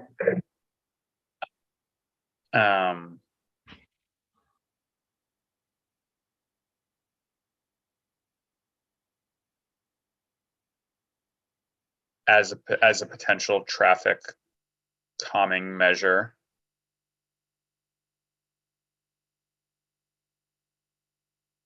And hopes to see future conversations on the subject with the town of Salem and other stakeholders.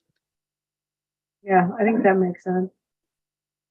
Yeah, that's about all we can say. I think.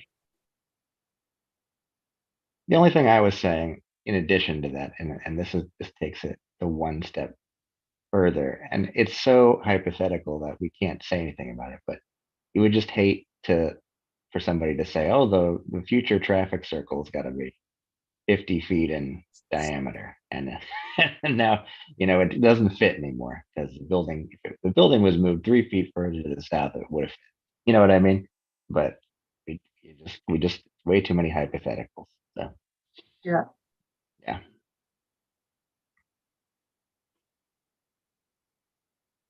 Okay. I'm okay with that. So any other comments? Okay, so were we at the very bottom yet or not? Yeah, we were through to the end. That was the very last thing. That was the last page. All right, so have we covered everything? So we don't have any waivers. We don't have the height waiver. We don't have any other, there's nothing else unless I missed something, which I don't think I did.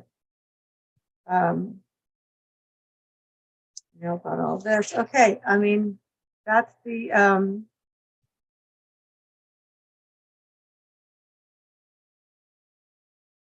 so how does I honestly haven't looking at the Marblehead decision to see how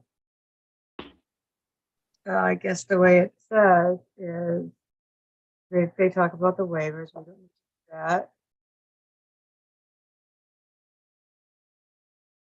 Say pursuant to the Glover Multifamily Overlay District and the Smart Growth Design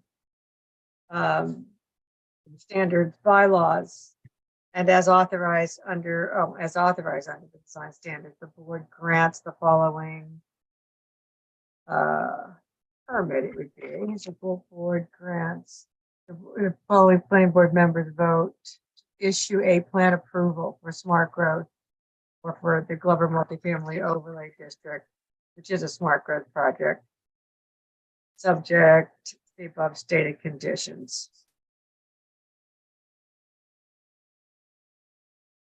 So does someone else needs to really make the motion, I think. I think someone else needs to make the motion, but I'll read it and. Don't you need to close your public hearing first? Oh, thank you. Late. Okay, so motion to close the public hearing. Second. All in favor? Aye. We got Dave. Aye. Can't see. Okay, thank you. All right, so public hearing is closed. Thanks for the reminder. So the board will now go ahead and vote on this petition. I just think that I think someone else needs to make the motion. Following members of the planning board vote to issue a plan approval for the Glover Multifamily Overlay District. I'll make sure we say it the right way. I didn't write out anything. Okay. I think what we want to say is pursuant to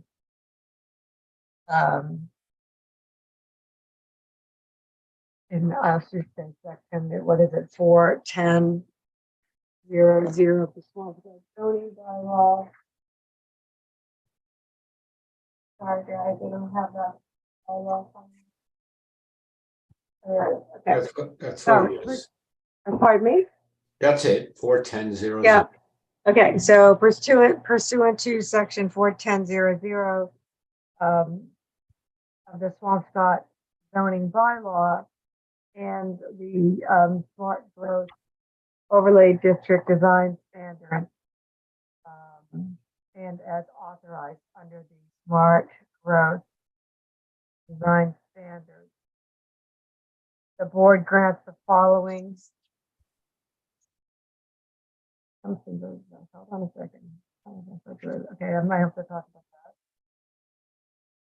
Board allows the Smart Growth project to be constructed as shown in the record plans. It allows space thereon as in improvement over. Angela, I'm sorry, just for record's sake, you're fading in and out, so I just want to make I get the I'm motion just clear. reading. I don't have we don't have the actual language for the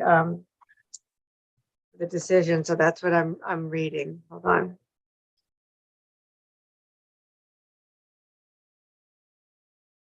Can I make a suggestion, Angela? Yep, you may. I think this is usually a very simple vote. Somebody usually says that I move that the planning board vote to approve the plan approval requested by the applicant, subject to the findings and conditions of the proposed decision.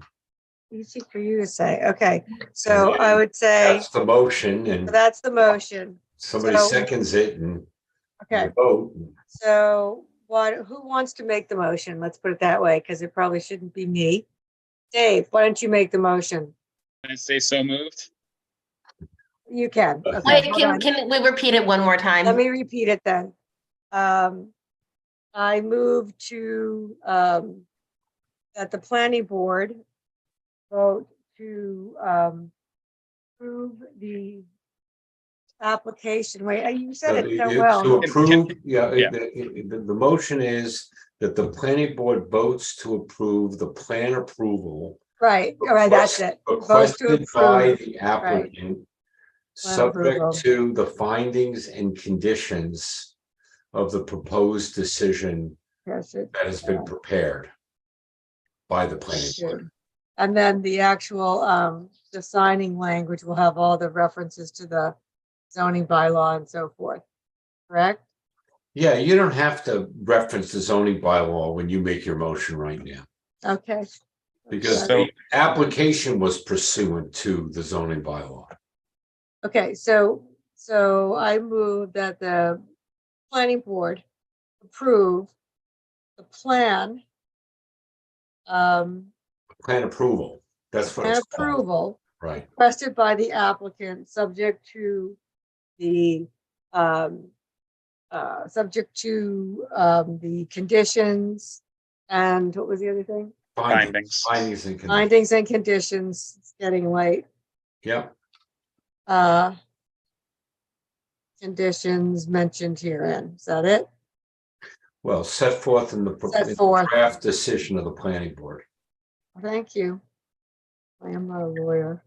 So moved. Okay, and all in favor, we have to do a roll. No, we need a call. second. Angela- Second. Oh, second. Thank you. Roll call. Angela Ippolito, aye. Dave Zucker, Aye. Mike Proscia, Aye. Ted Dooley, Aye. Bill Quinn. Aye. Okay, it's unanimous. So, hallelujah. Well, thank you very much. As I Got through that. as I said at the beginning, I really do think the process that you guys engaged in improved the design and the plans, and we were delighted to work with the planning board and appreciate all your time and effort. Thank you all. We appreciate your time and effort too. And look forward to moving on. Sounds So- good. Likewise. Okay. Thank you. So we'll Thank you, everybody. get this written up and I'm sure we'll be speaking to you again soon, but thank you very much, everyone Thank on you. board. And can we have a motion to adjourn then? Motion to adjourn? Second? Okay, great. All in favor? Aye. Aye. Okay. Night. Good night. Thank you Night. all. And good Thanks, night. Good night, everyone.